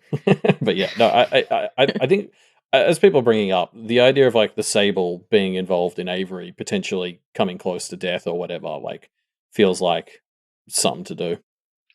That's true. That makes sense. That would be interesting. Um, I do have to say, Mirth Strike also says hard pass is an aggressive sports move, which I do like. uh That is a yeah. good point. There's a lot of ways. Yeah? I mean that seems relevant to Avery too. Yeah, I guess we'll see. Backwards, it's sap draw, which doesn't mean Yeah, anything, but I just figured I'd but it mention could. that it could. Yes. Yes. So anyway, Hard Pass 22.1. It's a Verona chapter, and we're cutting back in time, which is not something I realized when I first started the chapter, and it was very stressful. Mhm. But eventually you realize it's a flashback, kind of. Yes. Anyway, Verona's running around. There's a few close calls of her own, but she manages to not get shot. And she tries to go through the barrier to sort of visit Kennett, but is almost attacked by Edith. Luckily, Monty is here to save the day. Yeah. That it really freaked me out at first too, because I didn't. It took me a minute to realize it was a flashback. I had to really force myself to focus on like being present in the chapter because I like when I first started reading it, I was just like I may as well have been control Fing for Avery with my brain. Like I was just trying to get the deets, and then Me too. when I realized it was a flashback, I actually had to go back and reread the start of the chapter because I'd been rushing too much. Yeah, I do. Yeah, that's pretty much that was me. I feel you because I was just like Avery, and then nope, that ain't gonna happen. So ooh, I want to look at the packed spoiler. Okay, I'm not going to read the packed spoiler, but sorry. Anyway, yeah. So she gets like all her glamour out that she can, basically sets a trap, She does some cool art stuff, makes an awesome arena. Does a I'm lot sorry, of running. I love how she's glamoured up as like a flashlight beam, like that. Like I Yeah. just continue to love how weird and abstract glamour stuff gets. Like it's not just turn into a cat, but like turning into the wind, turning into a flashlight beam. It's all this stuff where it kind of breaks your brain picturing. Like Verona's like, oh, I'm getting tired from running as a flashlight beam, and part of me is like, what? Like what? It's great because it's basically as good as like your glamour is basically as good as your imagination is. And her Yeah, imagination's great. So she can pretty much do anything with yeah, it. exactly. It's perfect. Like, yeah. I still like it makes sense, but I still can't like imagine it in my brain turning into a flashlight beam. I just can't do it. Um, Yeah. Like in my head, I can sort of be like, okay, if I was a cat, my muscles would feel like this, and like you can sort of picture how you would move as a cat. I guess because I've seen them where it's like, I don't understand how as a flashlight beam what forward looks like. You know, it's yeah, it's so fun. I just have to say, you're absolutely right. Um, I am worried about my filter on a non-pack spoiler podcast. So that's so I'm I trying to keep it I, together. I was so terrified when I did Pale in Comparison like a month or two ago. So I've never been that person before, and I was like, "Oh, I'm accidentally going to say something that just spoils something for me." It was terrifying. I know. It's terrifying. That's why a lot of times I just let her talk, you know? Yeah. Sometimes I'm just like, "Mhm. Mhm. Mhm." So just yeah, like yeah, sometimes it's hard. And we always have video on too cuz I guess we don't see each other in person that much, so we look at each other's face, so I just have to yeah, it's that poker Mm, face. Sometimes the only thing that saves me is the bad internet connection between us, yeah. you know? Well, it's like, yeah, Ruben and I don't tend to do face mostly just because we've got shitty Australian internet most of the time. Mm, Um, Otherwise, I think we would, and that would be a disaster because I don't have a poker face. yeah, it can be rough. You know, I've had such a bad poker face in the past, which I'm obviously I've gotten better with this, but um, I've been accused of like lying about something when I actually was like totally not lying, but they Yeah, thought that yeah, my poker face just like you know, apparently I just looked very untrustworthy. yeah. So That's just my face, actually. That's yeah, it's just my face. So thanks, thanks a lot.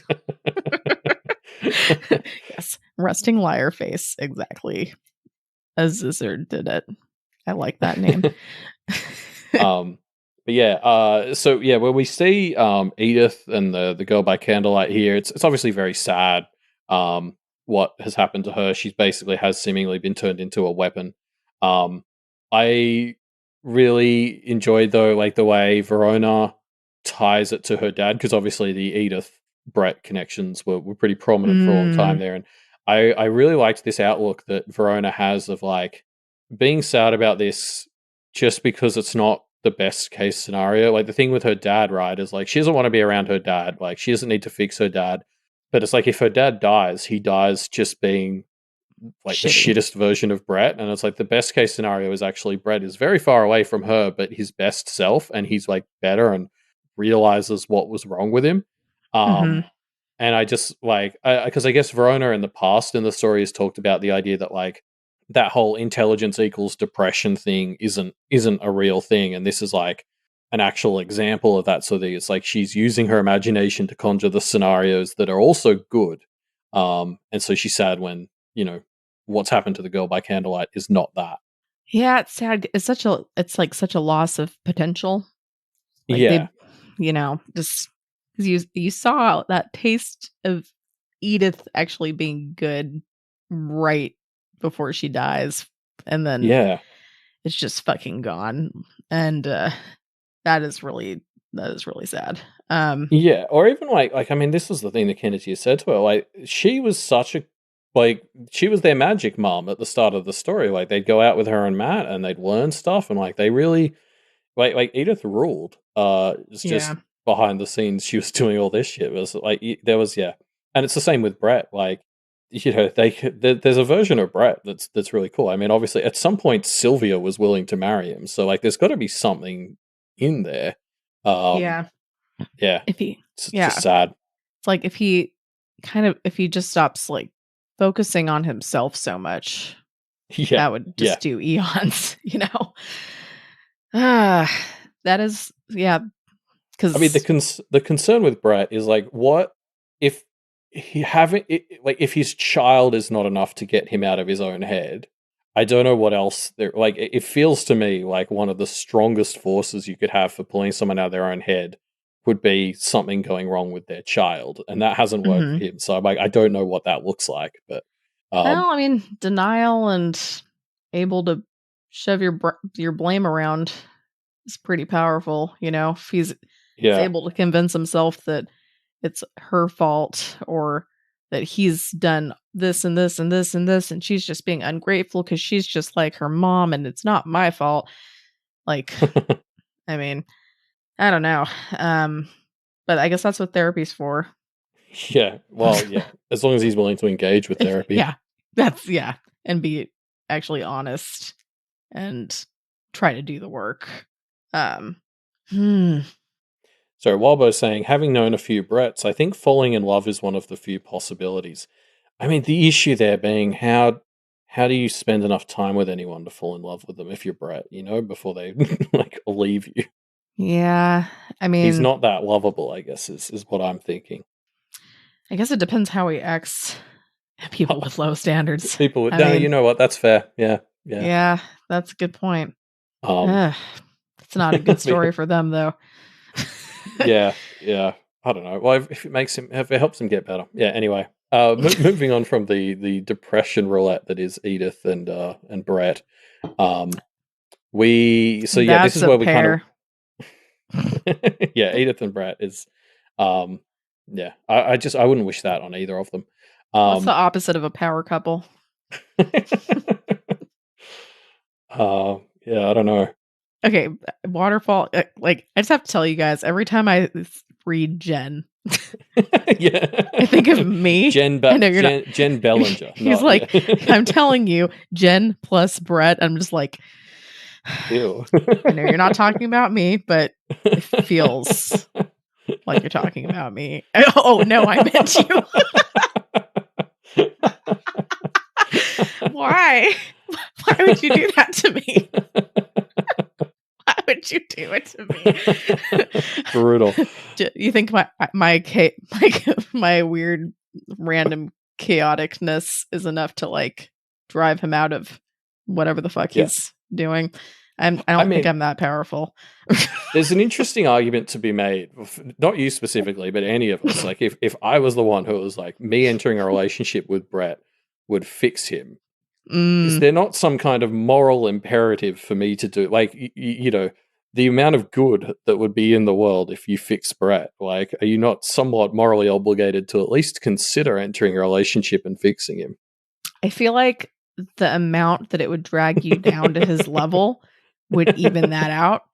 Like, and almost, I mean, he could drag you down below, So I don't think. I'm saying if like an augur tells you that you will fix him, I'd be like, you go ahead and do it. Yeah, you've got all the answers. Yeah, be like, yeah, like, I'm not buying it. I need some more proof than that. And how is that going to affect everyone else and everything else? Because, yeah. Yes, sorry, to be clear, because we are getting a lot of no's in the chat. I was not seriously suggesting it was meant to be a sort of joke thought experiment. I think that they thought you were really serious. I hope everyone knows that. I just want to be clear. I think they do. They're just like any mention of like just the thought of having to do that. Everyone just, it's like their gut reaction, just like fuck no, and they just have to say that. Yes, like no. Yeah. But yes. So getting back to the story, this is the point where we kind of figure out it's a flashback-ish, or it's a step back in time. Verona figures out what Marcy's plan is and has her phone call with Avery, and she gets to work kind of trying to overpower Maricica's abyssal circle.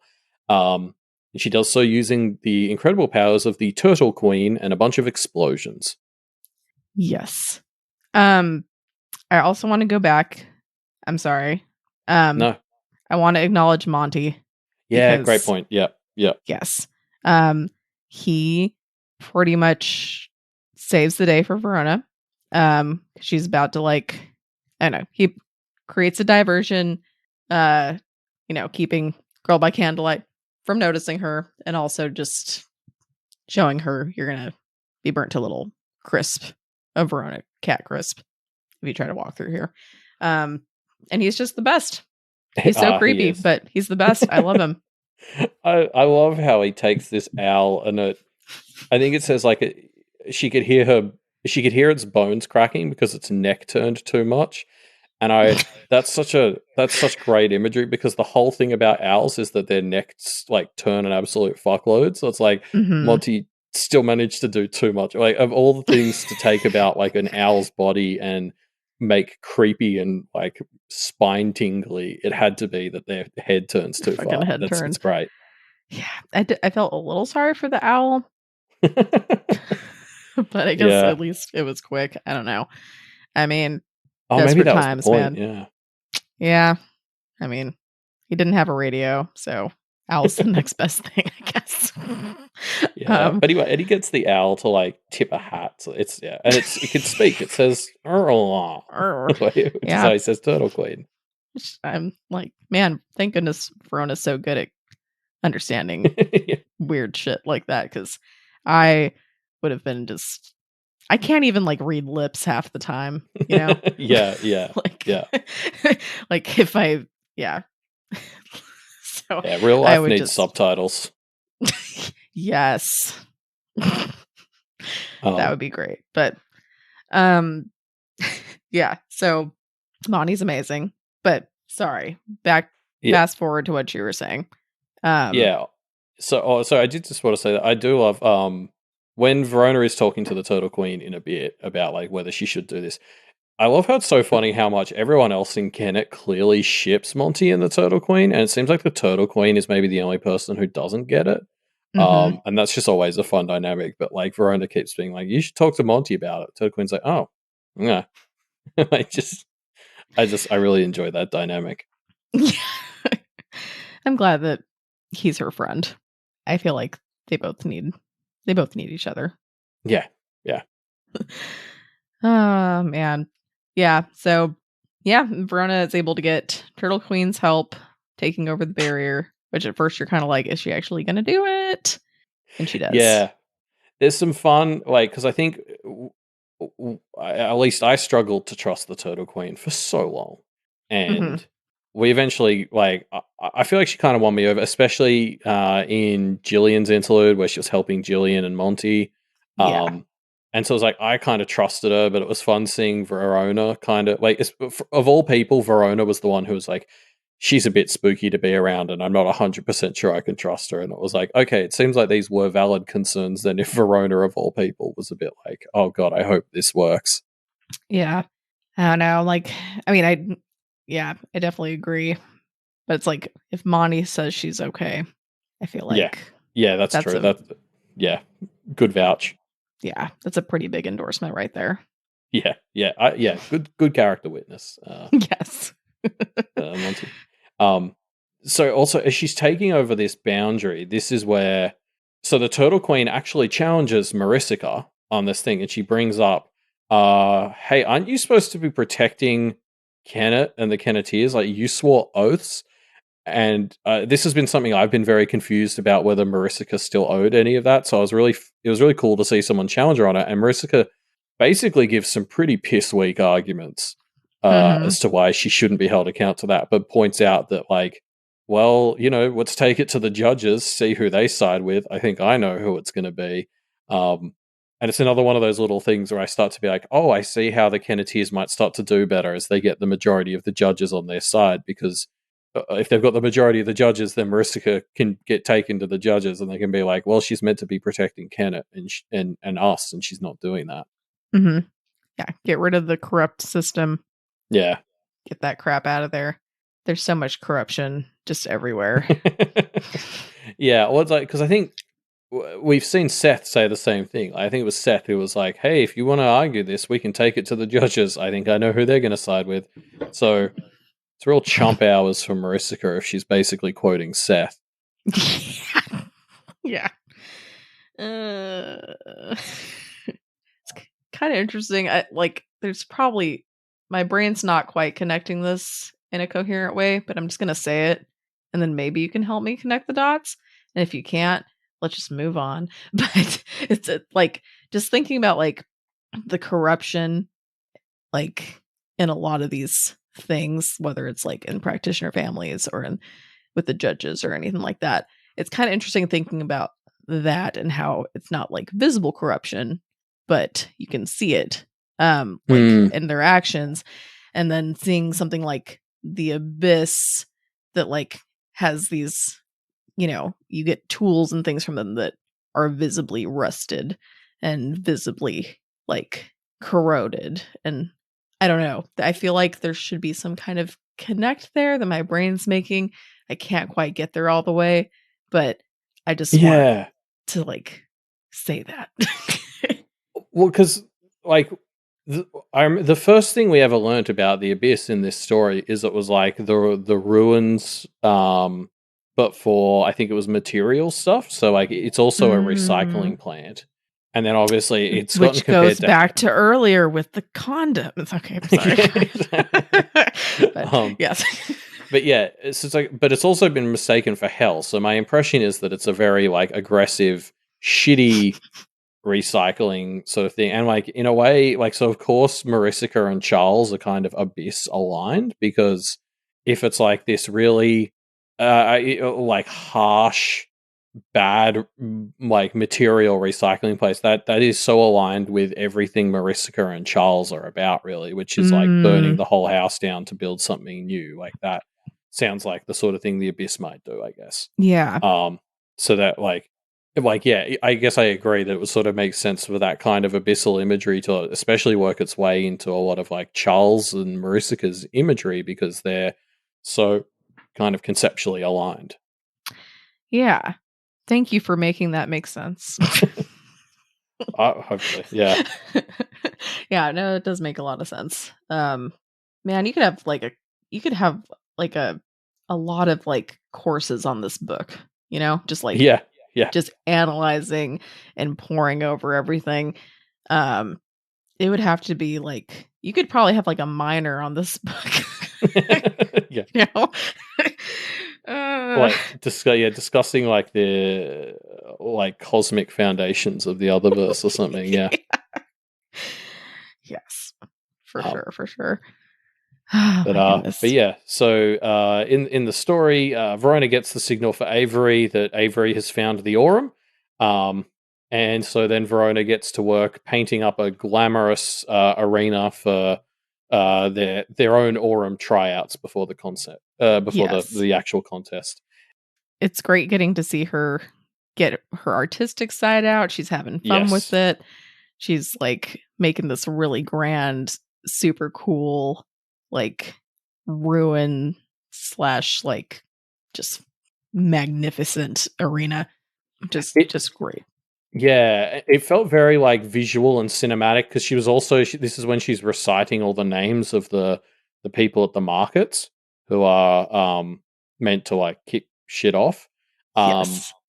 And so it kind of like kept switching between her saying a name and then like painting a new aspect of the thing, and it just like you could just see it in the visual adaptation with like the music playing behind it as Verona is like running around painting this arena and saying the names. It was really cool. It's so great. And then that she uses hate baths to remember all the names.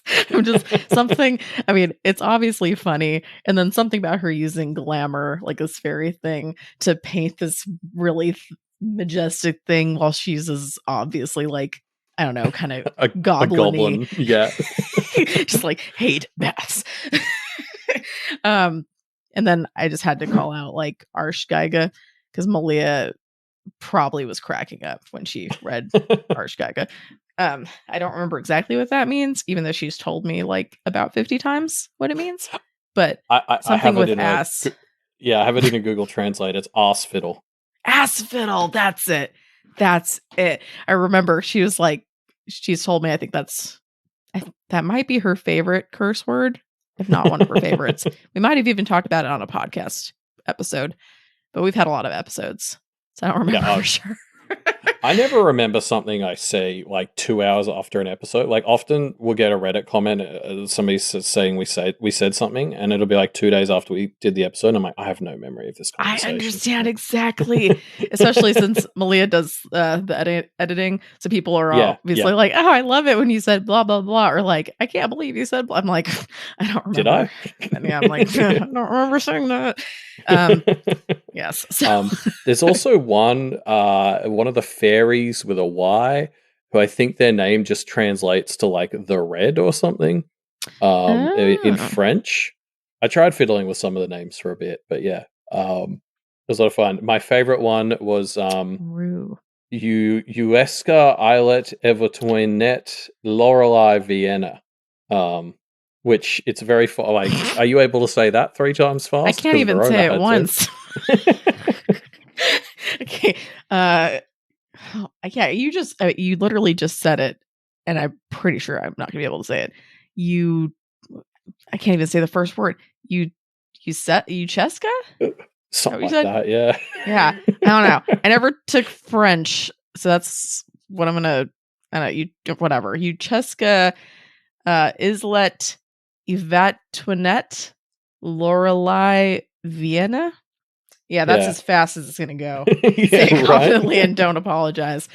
Ucheska, Islet, Yvattoinette, Lorelei Vienna. There you go. I'm not apologizing for myself. But then you got to do it 3 times. Like that's son of a bitch. Really impressive. Like that was. Oh, sorry. No, I'm not saying you. I'm not saying you have to. I'm just saying like Verona had to. Like that's crazy. This 3 times fast. Tongue twister. On your notes said, Jenny, can you say this 3 times fast? So I wasn't going to force 3 times you to do fast. But if you're willing, okay. Well, yeah, this. This. Ucheska, Islet, Yvattoinette, Lorelei Vienna. Ucheska, Islet, Yvattoinette. It's getting harder. Yeah, it does. That's like, I don't know if you watched Taskmaster, but they had a task recently where you had to snort, blow a raspberry, and then whistle in that order as many times as you could in a minute. And it's so hard because like all 3 of those require different kinds of mouth and breathing. It's surprisingly hard. Everyone try it at home right now. Snort, blow a raspberry, then whistle. You just keep doing that. It's impossible. Okay, I feel like that's not going to be good audio. yeah. Good point. Try it. So maybe I'll try it later. I do love Taskmaster. I haven't seen the most recent. Okay, yeah, probably because I tend to watch them on YouTube because I don't think I get them on anywhere else. Fair. I was almost kind of excited when they were talking about doing a US one, but then of course it sucked. Which I'm like, I feel like they picked the wrong host. I feel like they could have picked some better hosts. Actually, Ruben and I joined some friends actually on Monday, so like 5 days ago, and we went and watched the recording of the first ever Australian Taskmaster episode. Ooh. So we managed to get tickets to the recording of the first episode. What? So that was really fun. That's awesome. Yes, oh my gosh. It was very exciting, and it was funny. Like, you know, assuming they don't edit it terribly, I think the Australian one's going to be pretty good. It's going to be pretty good. Oh, that's really cool. Dang, I'm kind of jealous. That sounds super super fun. Well, hopefully they'll put some of that on YouTube too. I think because they've done that for the other countries like New Zealand and Norway and stuff. So yeah, hopefully I'm sure they will. Around. I would think so. I was trying to laugh really loud. I'm hoping some of my laughs will make it into the final cut. But we'll see. Okay, well, if they do, you have to post the video. Be like, this is the timestamp. That's my that's my laughter me, for sure. That's me for sure. I was trying to clap really loud, but I still don't know if I'll be able to identify my claps. So, were you doing a pattern? No. That's where were you? Rookie mistake. Damn it! Yeah, that's good. Mistake. That's good. I know. I want to. Yeah, I want to hear you laughing on YouTube. So let's do it. Sounds awesome. Yeah, it was a great time. I've never been to a show like that being recorded live, so it was a really fun experience. Sounds so fun. Man, I Yes. I wish that I don't know, like I wish that America's one was good because I think didn't they cancel it already? I don't know. I didn't even watch the first one because I just heard it Yeah. sucked. I think I have one episode or something. Like, yeah. Like you guys pick somebody better. I don't know. Like I've heard some people say like Conan O'Brien would have been a good host. I feel like I could see him being a good host. I don't know. Yeah. Yeah. I don't know. It's hard. Nobody will ever It's replace hard. Greg from the UK one. I know he's the Yes. best. He's So amazing. we should talk about Pale though. I Okay. keep getting See, us this is sidetracked. I know. Well, you know what? That's what happens when yeah, that happens to me and Malia a lot. So I understand. But yeah, no, this was really the part where it feels like we're seeing Lucy and Verona absolutely killing it, and I'm interested to see how Avery comes out of it because I've just refused to accept that Avery is like dead. I don't But think she's dead. I'm gonna put that out there. I not that I've been correct every single time I've said something on Power Reflections, but I don't think she's dead. But I do think that there'll be some kind of There's going to be some horrible, kind of sufferable fate. consequence. Yeah. Yes, there's going to be and something shitty. That's what's going to be exciting to see. Yeah. Mm-hmm. But yeah, and this is where the Turtle Queen I think shows up. So Verona is making her little glamour arena, and then the Turtle Queen comes out and actually starts helping. Yeah, which it doesn't really seem like helping at first when I read it because it seemed like she's just was like smashing Claiming shit it. down. Yeah, claiming it. And it's like, well, it's still cool. It's more Turtle Queen cool. You know? Yeah. So yeah. So I was like, what is happening? What is going on? But so this is because this is a really cool moment because basically the Turtle Queen shows up and she's like, "Hey, how would you feel about being the Aurum?" And the Turtle Queen's like, "Hell yeah, I'm down for it." And Verona then sort of has to talk her down a bit and is like basically Verona is like, "Hey, look, I'm all for role redefinition and like stepping off the paths that were set for you, all that, but you need to go in with your eyes open." Mm-hmm. And that's such a fun thing for Verona to be saying to someone because, like, the start of this story was her being like, I'm going to be another. And, like, she sort of came into this story wanting to do something very similar to the Turtle Queen taking the Aurum thing, which is just like, Just not happy go. with where you are, like, just so I'll do something else. And so it's like this kind of lesson that Verona has learned in the story that she's now able to help pass on to the Turtle Queen, which is, hey, go talk to the people in your life because they might show you, what is good about it. And like Monty keeps his ship alive by talking her off the ledge, and like it's just really cool to see Verona kind of identify somebody who's maybe about to make a similar mistake to something she almost did. It's really cool to see moments like this where you see how much the girls have grown. Yeah. And it hasn't been that long. I guess they've just had to go through so much crap. That they've just grown so much. And there's something that's also kind of funny about seeing like basically like I don't know, a 14-year-old talking to this like really this really like intimidating to most people like type of other and just being like, yeah, well, you know what? Like, I don't know. You need to go talk to some people first. I don't know, just giving advice. It's great. I love it. Yeah. This is also the part where Verona says to the Turtle Queen, "Don't worry, the plan is for Avery to stall the Aurum for a couple of hours." Fuck. Which is a very, very cruel inclusion by Wildbow because we're all sitting here going, a couple of hours? That's how long we're going without noticing Avery is fucked. Like I loved it. Yeah. So yeah. Like, because presumably Avery's getting shot like right about now. So yeah, all of the rest of this chapter is going on while Avery's lying on the ground, or at least unless she moved somewhere else. But yeah, unless she moves somewhere else. Yeah, I don't know. Maybe Snowdrop is trying to drag her and Black Roper around. Yeah. It's just rough. Makes your heart hurt. So I can't wait to get the answer. Or I can't wait till we find out what's going I on can't with fucking Avery. wait, and I'm gonna just like, I don't know. I feel like I'm gonna have a lot of feelings. But, yeah. So, but Verona tells the Turtle Queen to talk to some friends. She talks to a few people, including her BFF, Montague. For now. For now, yeah. For now, yeah. Soon to be BF. And said her reasons weren't good enough to do it. And so she kind of ultimately was like, well, I guess I'm not going to try for it right here, at least yet. Yeah. Which is just good. Like, it's just one of those things again of just Kenneth nailing it. Mm-hmm. Yeah, it really is. Sorry, I also wanted to call out, we find out that she talked to Matt as well, which kind of comes out of the blue, but it's just really funny to me as well because Matt's just stuck at work right now, and that's so funny. Like, there's just so much shit going on right now, and apparently Matt's really stressed because it's busy season at the shop. Like, that's just yeah, priorities, man. So funny. I'm like, what? You're so out of touch right now, dude. So funny. Yeah.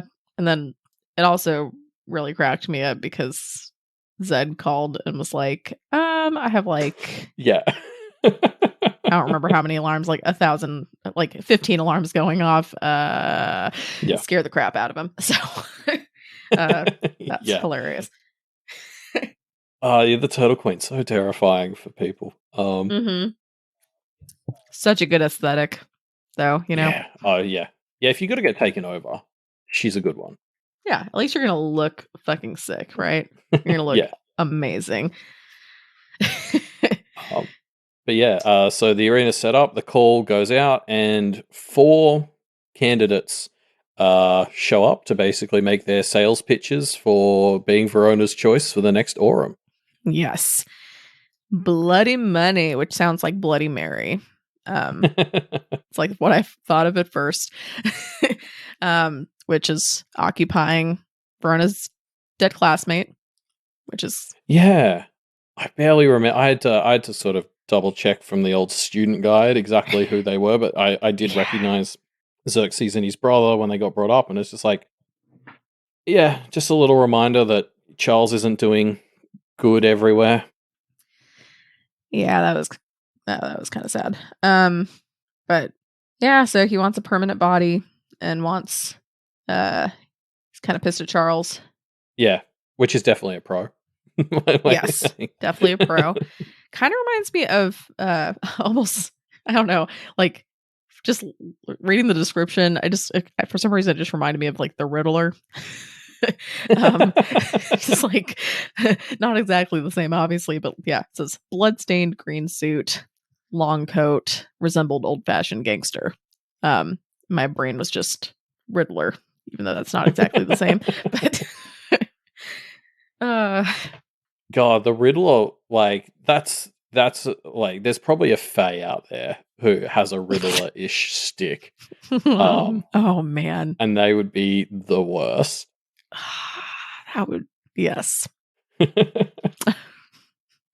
my gosh. Like Bloody Money concerns me as a candidate. Well, I think we'll just go through the candidates one by one and kind of talk through pros and cons. Yeah. The con for Bloody Money's got to be that they don't, like, even by their own admission, they're not that moral. And like the whole idea of Bloody Money is, I think the last thing we need right now is more violence energy in the judges or corruption energy or anything like. Yeah, we don't need more violence. Yeah. So then we also had 10 Mercy, who is the toy maker who looks fucking weird. Yeah, like in terms of the pros column, I'm kind of drawing a blank on this one. I guess pro is he's old, ? And competent, ? Like, it's the 10 Mercy seemed like the worst candidate to me. Like the cons were evil. Numerous, yes. Yeah. I mean, honestly, that pretty much sums up all of my cons, really. It's just around the word evil. Like, I know we're not supposed to judge anyone by like their appearance, and I know that. But let's just look at his appearance, shall we?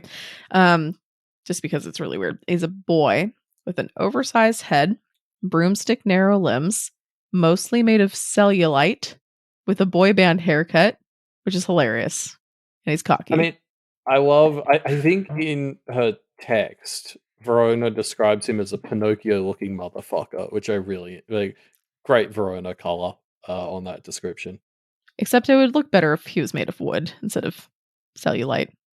Yeah, well, You know, yeah, close enough. just like a dimply. Yeah, exactly. A cellulite-y, yeah, lumpy, yeah. You know what? Like everyone has cellulite, or at least almost everyone has cellulite. So no shame. Yeah. You know, but like to be made of, I don't know. Okay. Yeah, cellulite in the wrong places is the vibe that you get. Yeah. Right? Like It's in like the creepy places. He makes cursed items. He basically is a cursed item. It's just, you know. Yeah. Yeah, by far worst candidate in my book. With the possible exception. Sorry, Jarl Zarl, don't you dare compare Pinocchio to like fuckface guy to meat puppet, because I think of Verona's little meat things, and those are so much nicer sounding than this toy maker guy. Sorry, are they? You know what? Okay, maybe not in appearance, but because Verona danced with one. Yeah, in personality, she danced with one and was all happy, and so they're definitely better. Yeah, okay, that's fair. There you go. So in terms of other candidates, so she's kind of immediately disqualified, but Cassia Hyacinth Carter shows up, who, you know, she just comes from this nice little paradise. Seems like really cool, above board, good stuff. She said it was great, so nothing to question. Yeah, it was just really weird, man. It's such a weird. It's like one of those things that's really hard to point out and say this is definitely wrong, but the whole vibe is like there's something wrong here. Like, yeah, I'm just like, okay, it's a whole thing that like it's like all women. Of course, it's created by some dude. Yeah, of course. Who's definitely not a creep, right? Like just in terms of establishing very low bars, it doesn't seem like he's sort of like a creep who does anything to these girls. It's like the very uncomfortable purity angle did seem to be respected, which is sort of like, okay, that's something. Like it could be worse. Yes, it still seems like, I don't know, voyeurism on some level. Yeah, there's a weird power dynamic control angle to it that's definitely some kind of emotional. Yeah, absolutely not good. But it's like one of those things, because they do say like some girls who are like in a bad place at home would wander in there. So like some of them were like real innocents who would join this school or whatever, and like, you know, you can see the thin path in there. Like that's just a CW show really from their perspective. Like they found this magic school when they weren't happy at home. But like that's one of those things where it makes it harder to point at it and be like, this is bad. But obviously if you take a step back, you can point at it and be like, I don't like this. This is bad. So sorry, Wildbow just said it's a misogynistic conservativist. I'm sorry, I can't speak.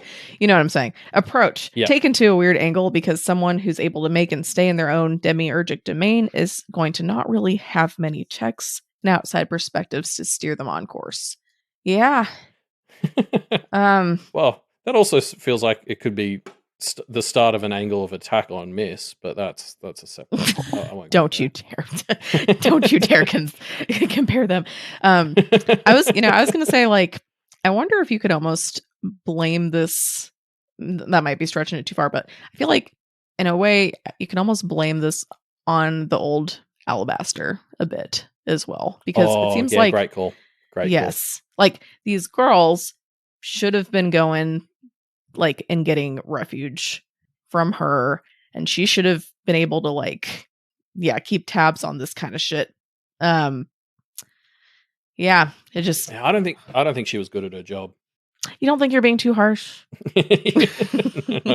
No, like all deer themed characters, I think she needs to be shot. That's the theme of Arc 21. Oh, dude. Ooh, man.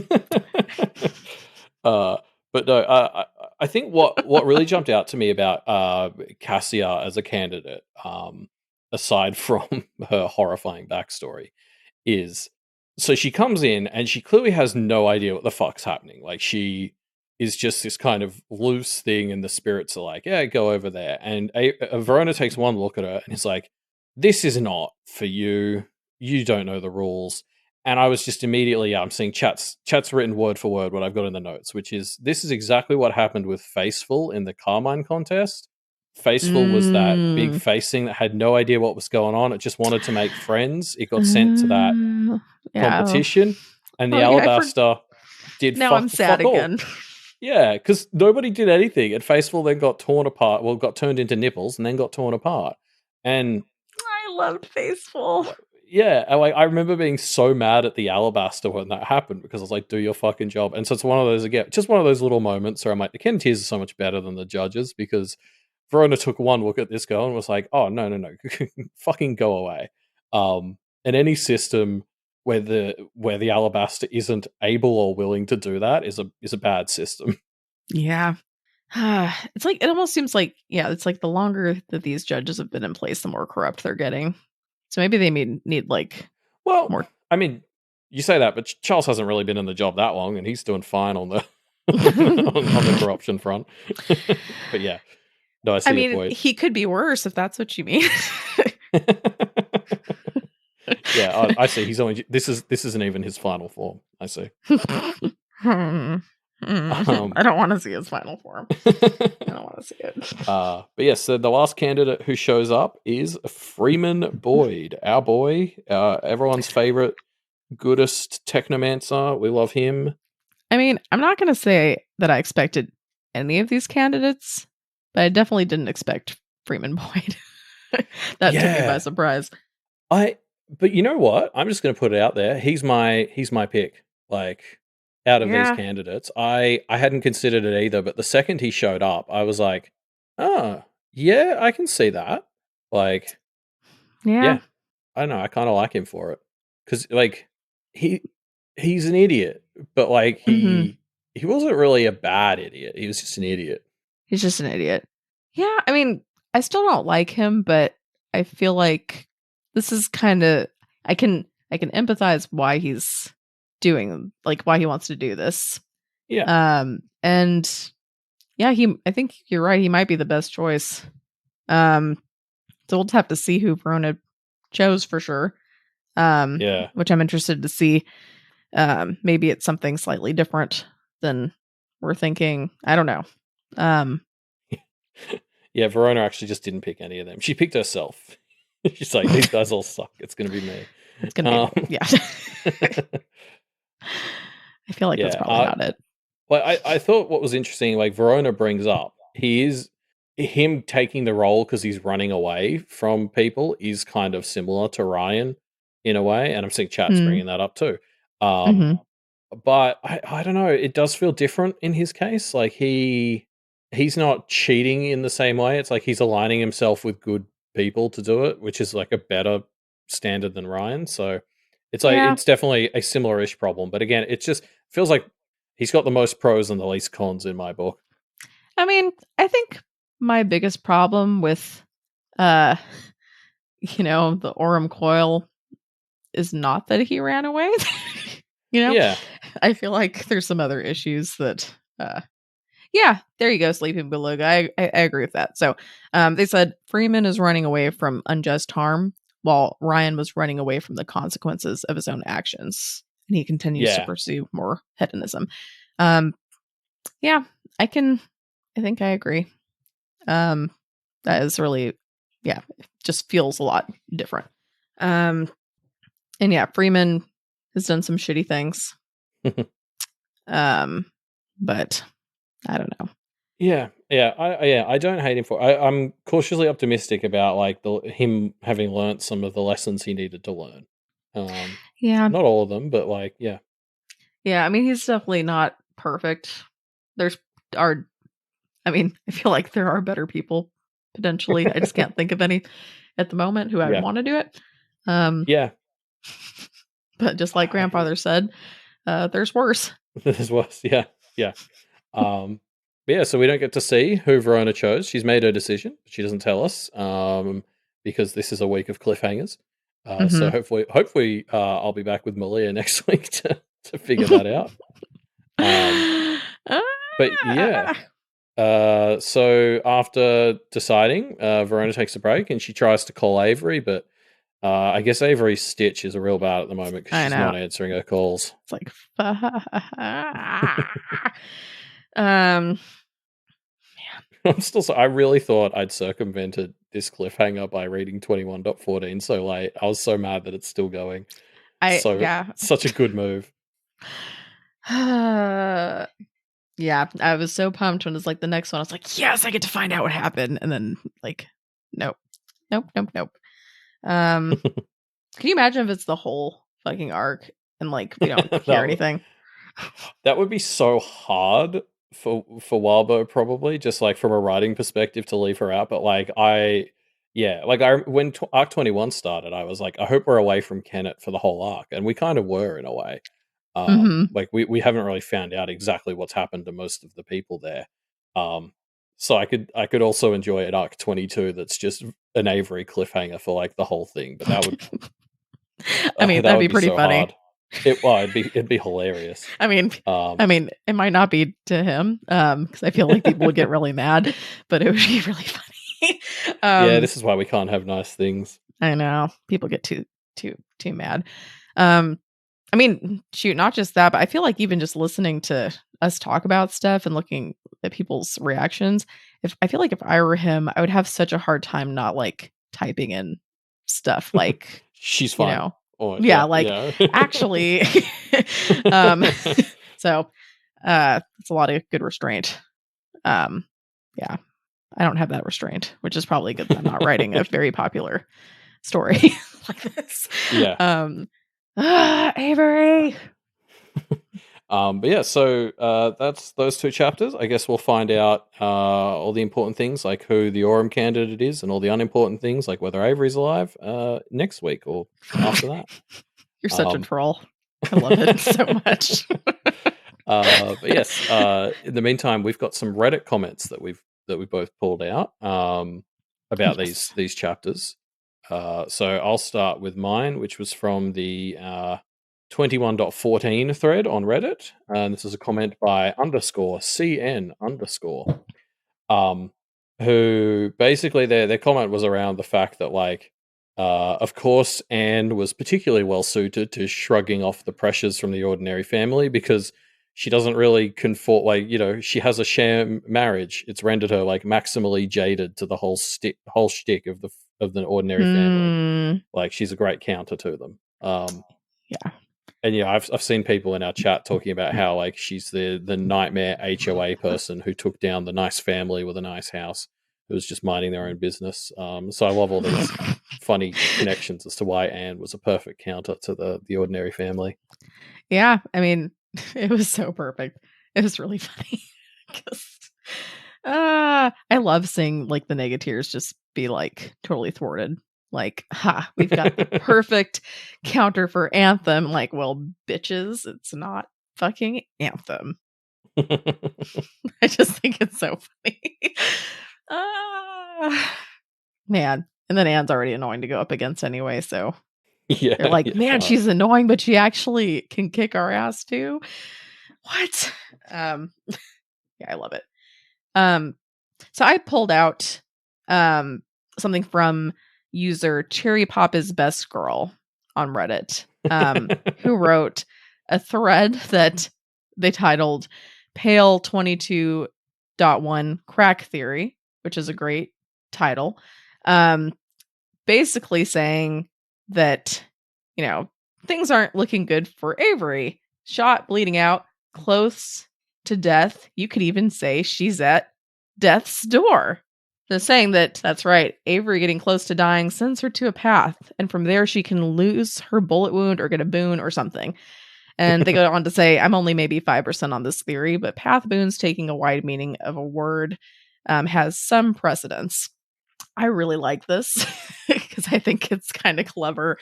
It's I very heard, Hazel style, like ending up on yes, the paths. Yeah. Yes. And I think I saw someone comment that like they didn't think that could be the case because if Avery was on a path, she like was still able to respond to Verona calling.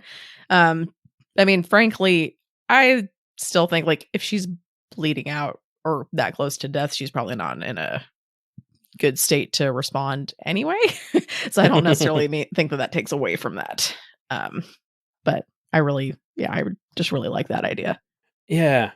I mean, so there was a discussion on our Discord actually this week about the whole like um what like whether the paths are like accessible, I guess. So like, I was sort of saying that like the paths might be the least accessible realm because they require so much like athleticism and jumping. But people Hmm. are pointing out because they kind of shift for the individual, maybe there are actually some paths which can accommodate like, somebody say in a wheelchair or something. Because the path would like manifest itself in a way that that person can still get through it. Um, Hmm. so this is me still continuing to tie it back to my idea that Avery might lose her ability to run and or walk for an extended period of time. Yeah. Because and we might maybe jump right there. Yeah. I mean, yeah, I really don't want her to, but I feel like something's got to happen, right? Like something like that. Or I don't know. We'll just see. Yeah, We'll yeah, see. exactly. We'll see. I guess it does. I guess nothing has to happen. So, No, um, exactly. yeah, it's going to be something I don't expect because I've That's what. never been Yeah. able to predict any of this stuff successfully. So it No, ain't no, going to no. start now. Jenny, on this podcast, we confidently say things despite not having been correct for 3 years. Okay, that's the vibe Mm, that we have running here. you know what? You're absolutely Um, right.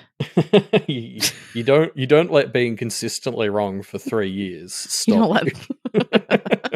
you. um, I'm not used to being the one making predictions or anything. Like, I'm mostly just like trying to egg Malia on to like say something like really ridiculous, and she's yeah, just like says something sensible, and I'm like, okay, well, what about this? yeah, yeah. You know. I think that So was why part of like Ruben really hit the ground running when we started Pale Reflections, just trying to throw out tinfoil. It was like he'd spent a year and a half doing Deep Impact, not being able to predict stuff, and he really wanted to. It was all bottled up, and it just exploded yes, out of him at the start of Pale Reflections. yeah. I mean, that's like so entertaining, though. I mean, So many secret practitioners. so many secret practitioners. Yes.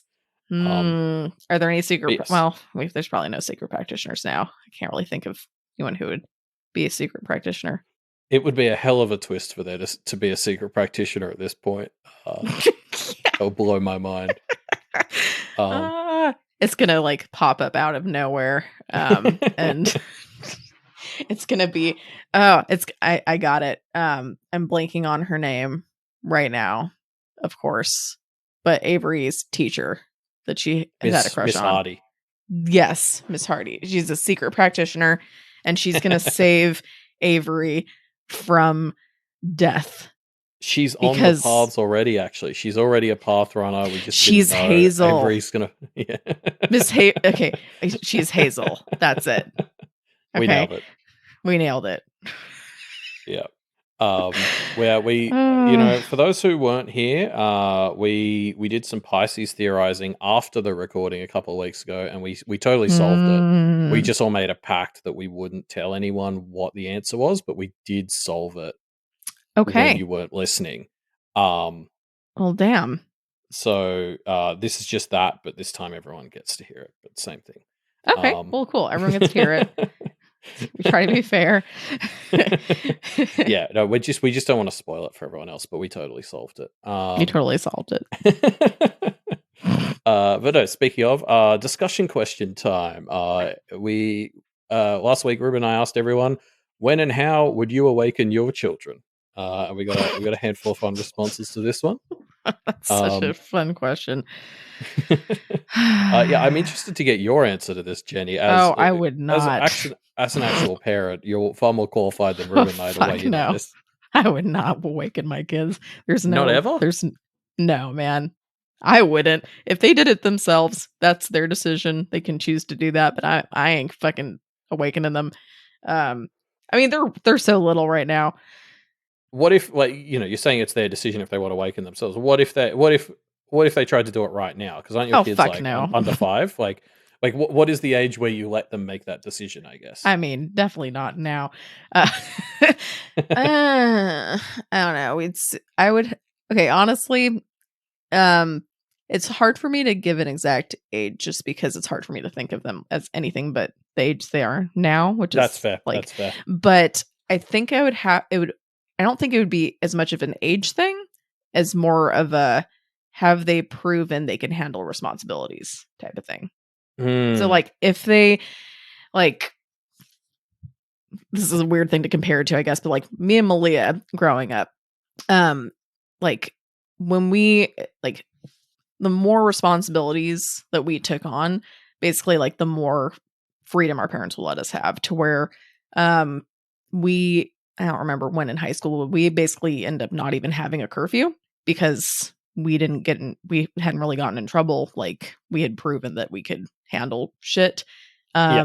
And so they were basically like, well, you guys have proven that, you're responsible enough, you're handling stuff, so you don't have a curfew.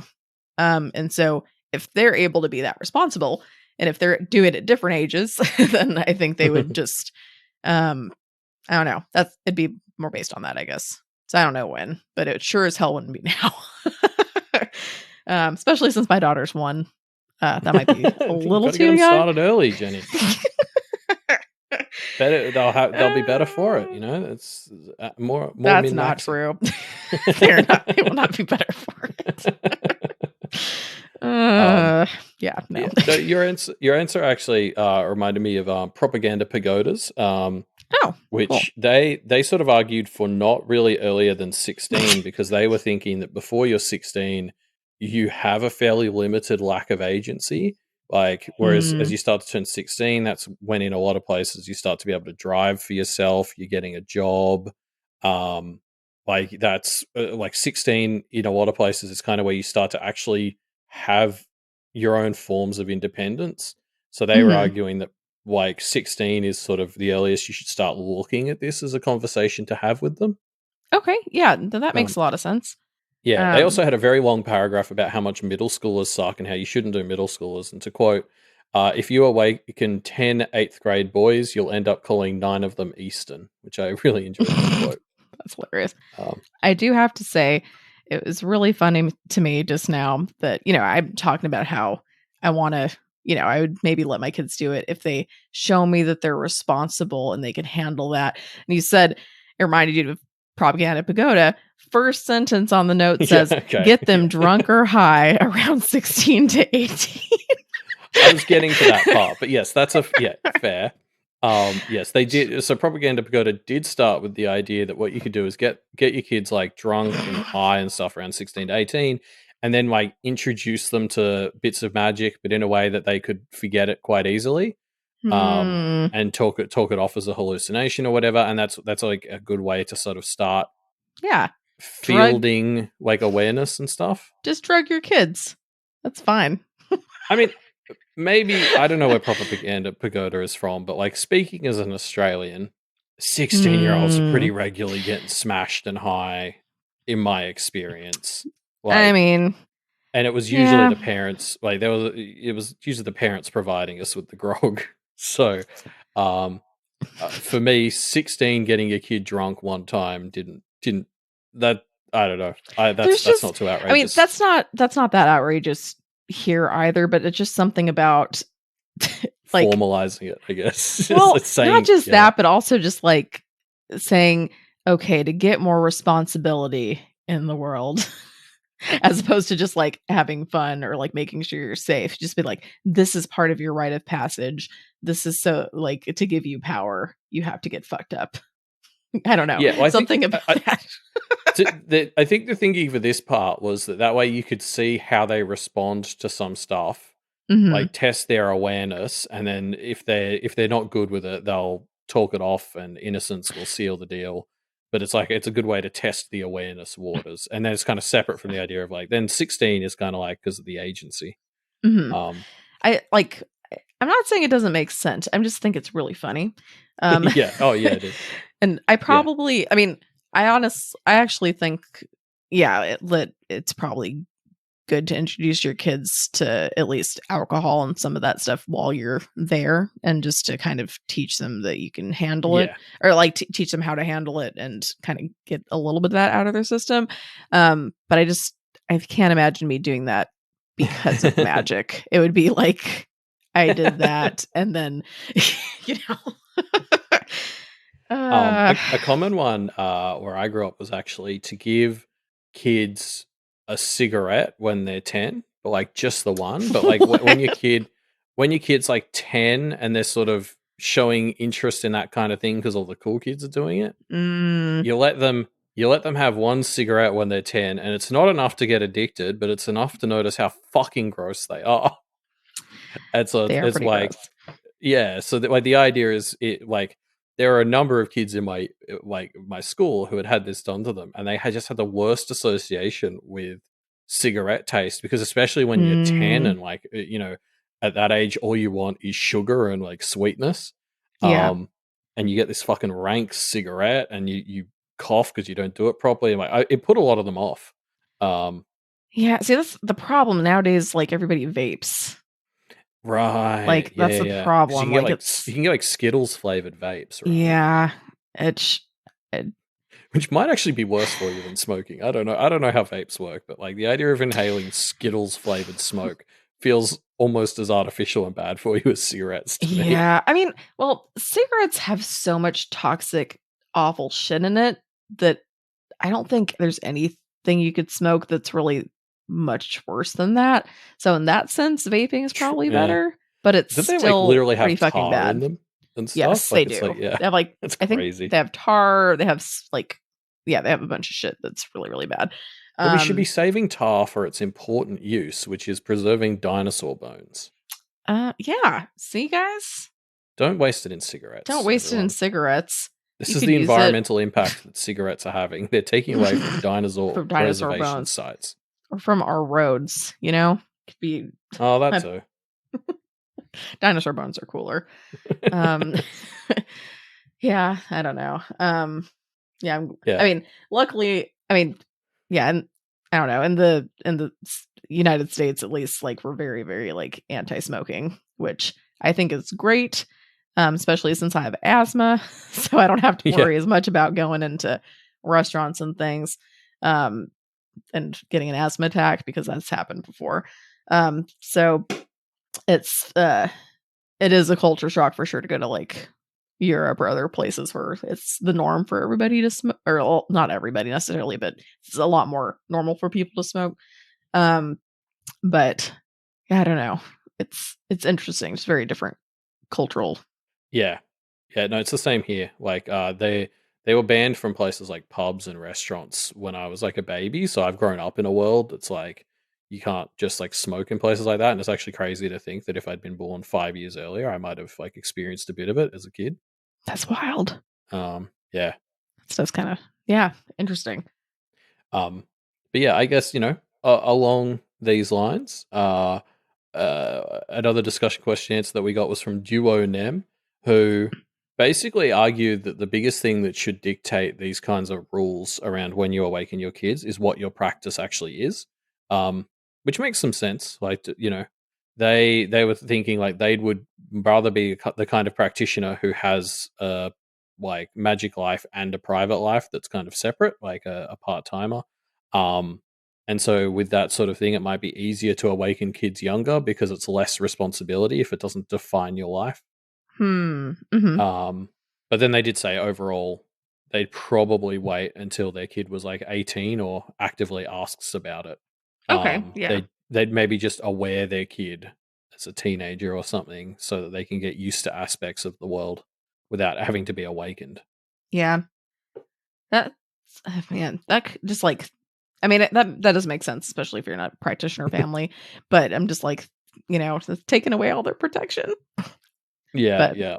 yeah. I mean, So but I'm like, that's the thing with raising kids, right? Is a certain point you have to like. This has been I something that mean, I've that's noticed true.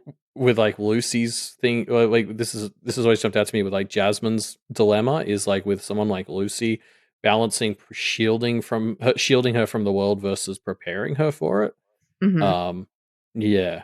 Like, yeah. Yeah, I haven't had to deal with that too much yet, but Yeah. yeah, there's some things that I'm just kind of nervous about. I mean, well, yeah, because yeah, I just want to make sure I do a good job, and we all just do our best, you know. Yeah. I'll just do our best, I guess. You never know what it's like to be a parent until you're actually one, and then it's like, oh fuck, I can understand why my parents may have had a hard time with certain things. But uh, anyway, yeah. So there's my kids are still young, so I got some time. But um, Belayed Tall also answers the question. Of course, I picked the shortest one to read, but I do like this one actually. I think it's a great idea. Yeah. They say maybe they should have some sort of standardized aptitude test that kids need to pass in order to awaken, like how you need to pass a driving test in order to get your driver's license. That's a great idea. Oh yeah, I love this idea. It's funny because it would have to be like, imagine the discussion about what goes into that test. It would be an absolute nightmare and different things for different practices. But yeah, Hmm. the general concept of before you're allowed to awaken, you need to like, yeah, pass some sort of benchmark. Actually, yeah, makes a lot of sense. Hmm. Like they almost need like a blue heron Yeah, yeah, elementary. Maybe not yeah. You for need. elementary school kids, but like just, something to train you. Like, don't Yeah, fucking yeah, lie. You need to know all this shit. These are the consequences that could happen, blah, blah, blah, blah, blah. You know, like a prep school. yeah. Exactly. And I mean, like, this is the sort of thing where, like, in a good world, this isn't totally different from what Charles's idea kind of looks like, right? Like with the awakening that you can undo, like that's almost like getting your L's, or I don't know if they have those everywhere, but like here for our driver's license, you have a part which is your L plates, which somebody who has a full driver's license has to be in the car with you at all times. And there's Mm. all these rules on like you can't go onto certain freeways and stuff. Um, or you can, you have to go slow on them. But Hmm.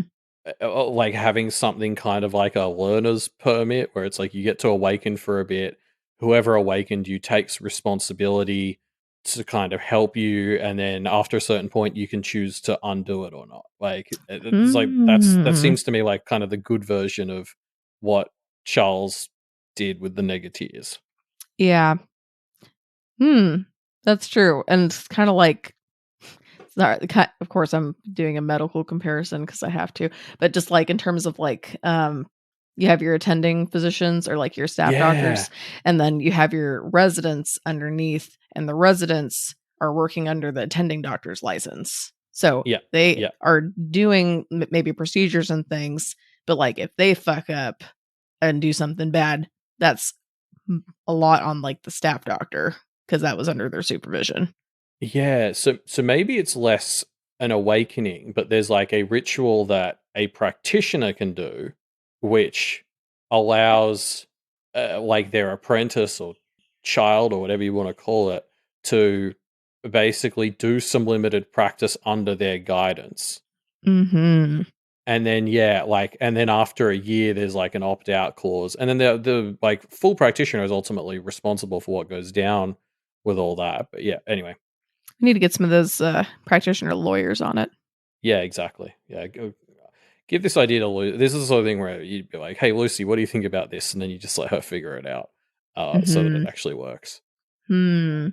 I thought Mirth Strikes said like maybe it's opt out by default and has to be actively renewed. That would be interesting if like just like a driver's license, if you get too old or like Yeah, and you yeah, can't see anymore or you like are having issues, you get that taken away. So it's like if you started like I don't know, for whatever reason you weren't fit to practice anymore, like I don't know. That's just an interest like you couldn't be penalized, I guess. You'd maybe be more like I don't know if that's a good idea, but that's just an interesting mm, thought.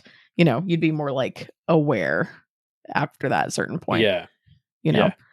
I like Hmm. that. Yeah, but I guess yeah, like blurring that line where somebody is an all-in practitioner versus yeah, like having less practitioners who can't fully practice or something. Yeah.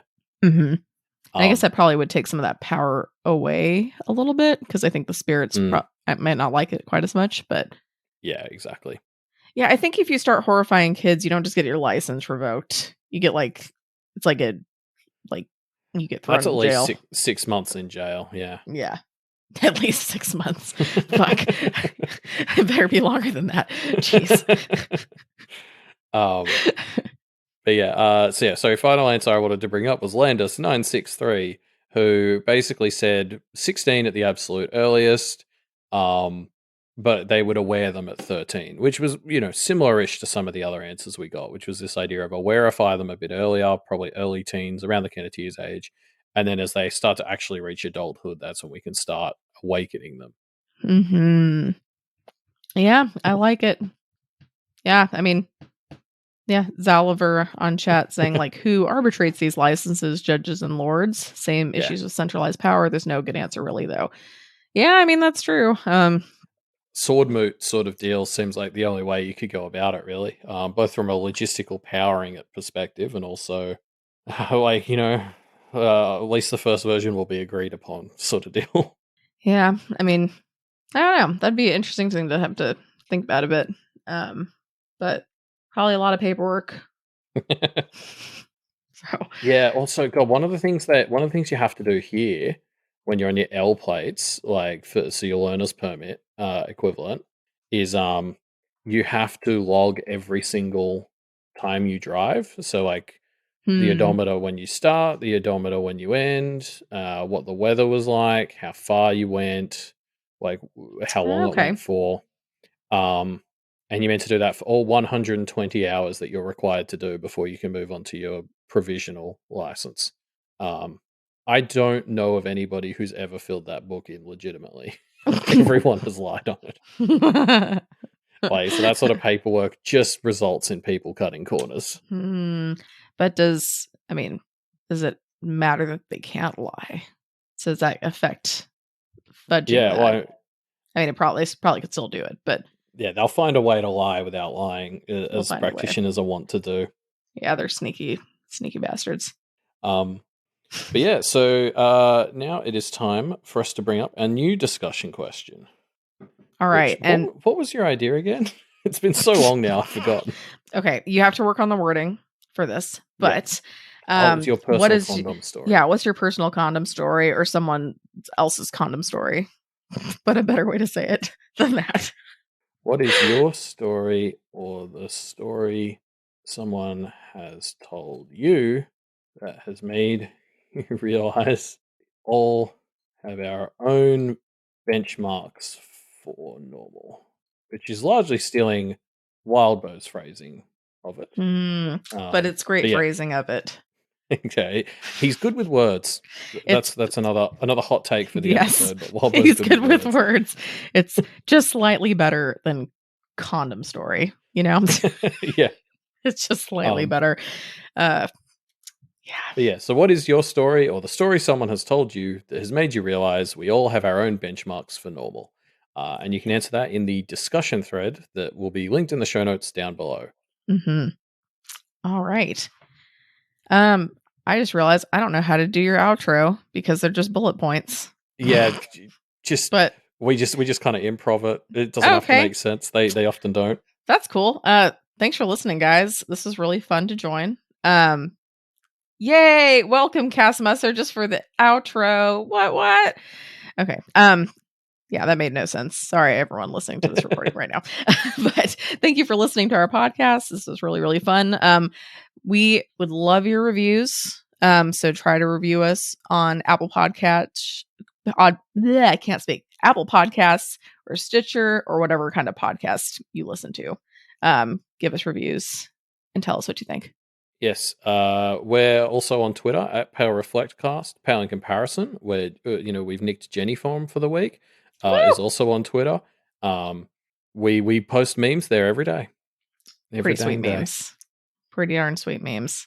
You can also go to our website, doofmedia.com, and just look at our podcast group. You can, check us out. We got a lot of cool stuff on there. We're going to get a store one of these days. Yeah, permanently. We've been trying to get a store up to sell some merch for a really long time, and we're going to do it. And by me saying this, it means it's going to happen. Yes. Friendly reminder as well. Kingslingers has wrapped up season 2. They're taking a little break. They're starting season 3 in a couple of weeks. Perfect time to get your Kingslinging on. They're covering like a really fun group of books for season 3. I can't wait for it. Yeah, And it's that exciting. show, this show, Pale in Comparison, none of those would exist without the Doof Patreon, patreon.com/Doof Media. It's how we can afford to buy the equipment and the servers and all that jazz to Yes. keep doing these shows. Yes, so much appreciated. And if you want to make sure you support Wildbow, so he can continue to write these fantastic, awesome stories that we'd love to talk about, go to his Patreon at patreon.com/Wildbow. Well, until donations are doubled, Wildbow won't reveal what happened to Avery. Yeah. To be clear, he hasn't said that. I'm just assuming. I mean, yeah. I don't know.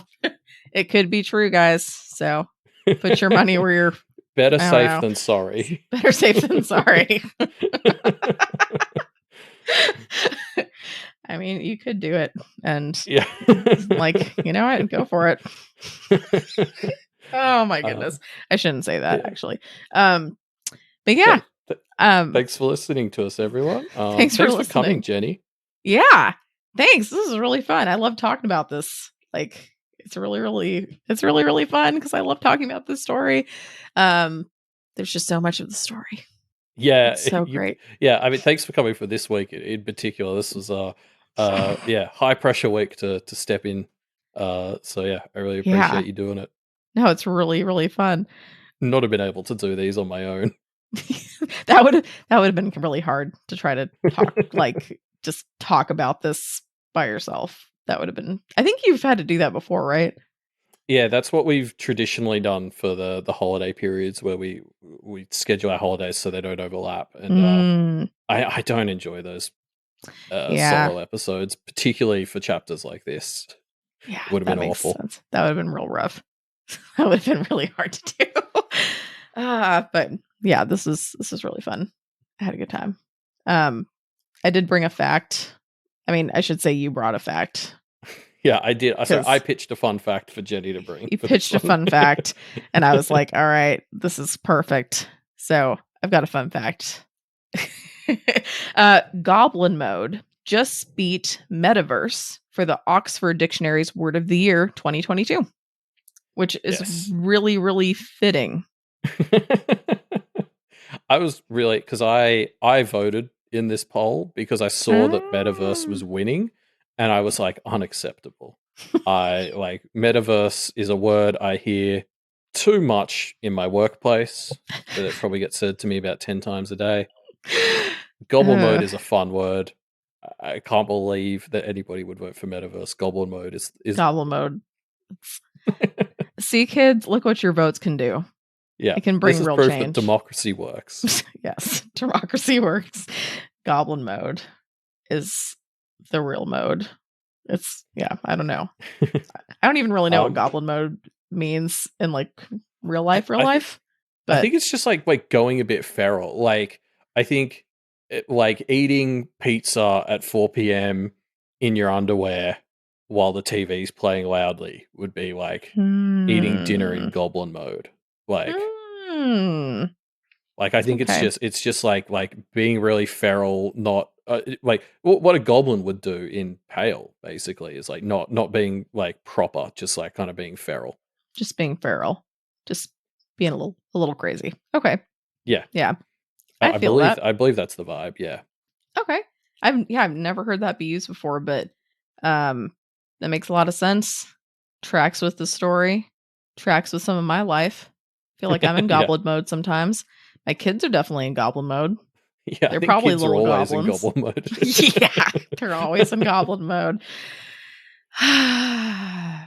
Yeah, that's cool.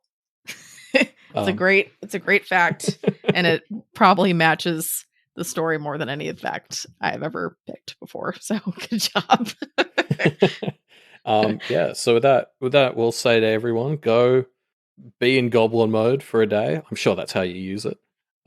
Ooh, It's my birthday right now. It's 12:20 in the Oh, morning. yeah. Woohoo! It's my birthday. What? What? Oh, I had an alarm set to say that to you, but I put my phone on do not disturb while we're recording. Dang it! That's okay. Happy Thank you. birthday. Thank you guys. Yeah, I guess technically my birthday's at 7:12 p.m. So maybe I wasn't quite born yet, but it's still close enough. It's still the day. Yeah, it counts. I'm 33, which feels like it's old, but I still feel like I'm 23. I don't think I felt any different for. I turned 31 a week ago, and it was one of the, like when you're 30, I feel like you can still kind of get away with thinking you're in your late 20s in spirit. But now Yeah. that I'm 31, it's very much like, oh, I'm in my 30s now. I mean, I still feel really young. I don't think I'm going to feel old because even just, I know I'm bringing it back to medical crap again. I can't help it, guys. I'm so sorry. But even just like looking at patients and stuff like that, I don't really feel like somebody is old until they get to be like in their 80s. You know, like you're not old until you get in your 80s. If you're, I mean, 75 is kind of like, but yeah. So, I mean, it is an individual thing too, because like, you know, I interact with 50-year-olds who are in better shape than I am, right? So like I'm in just I've not done my body any favors in the past 31 years. But so it's kind of like, you know, I think, you know, there are people in their 60s who are doing better than I am. So it's sort of like it's never too late, and I'm learning, you know, I'm trying to do that now because, you know, it's never too late. But yeah, I had a patient that was like 103 and she looked like she was in her 70s. Like, I was like, dang, you are doing great. I don't know how you do it. You look like you're in your 70s, and like, I'm impressed. What's funny, I feel like the people who make it over 100 are only ever on like the side of, oh, I eat balanced meals and exercise every day, or they're the people who are like, man, I drink a bottle of whiskey and smoke a cigar before bed every night. Like, you never hear a 100-year-old who's just like, sometimes does good things, sometimes does bad things. They're either religious about their health, or they just don't seem to give a fuck and they live really long anyway. I know. It's like, it's not fair. I don't understand. Because I'm, you know, it's like, well, who am I meant to copy then? Do I copy the, you know, absolute hedonists who seem to do fine making it to 100, or should I be like being better about my health? I know, it just depends on, I don't know, it really shows how much genetics play a part, right? I know my dad's been saying that he feels like he's going to die since he turned 30. According to my mom. So I kind of grew up with him always complaining about being old. And so I feel like I just have this mindset where like, I'm never going to say I'm old because I'm not old. And I'm definitely not old in spirit. I'm very immature in a lot of ways, in the best way possible, you know.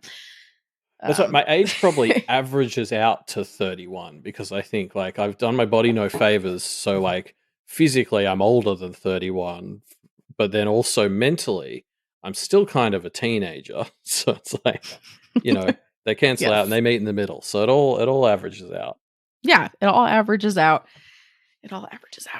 Yeah. And I really did think that when I was in high school, I was like, yeah, when I get to be an adult, I'm going to have clarity and I'm going to understand things. And I don't know. I'm still waiting for that. Yeah. I'm still waiting for that.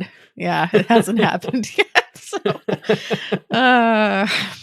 except now I have like little people I have to take care of, which is a little wild, but I can't imagine. I mean, it's fun, but you just kind of try your best. And I don't know.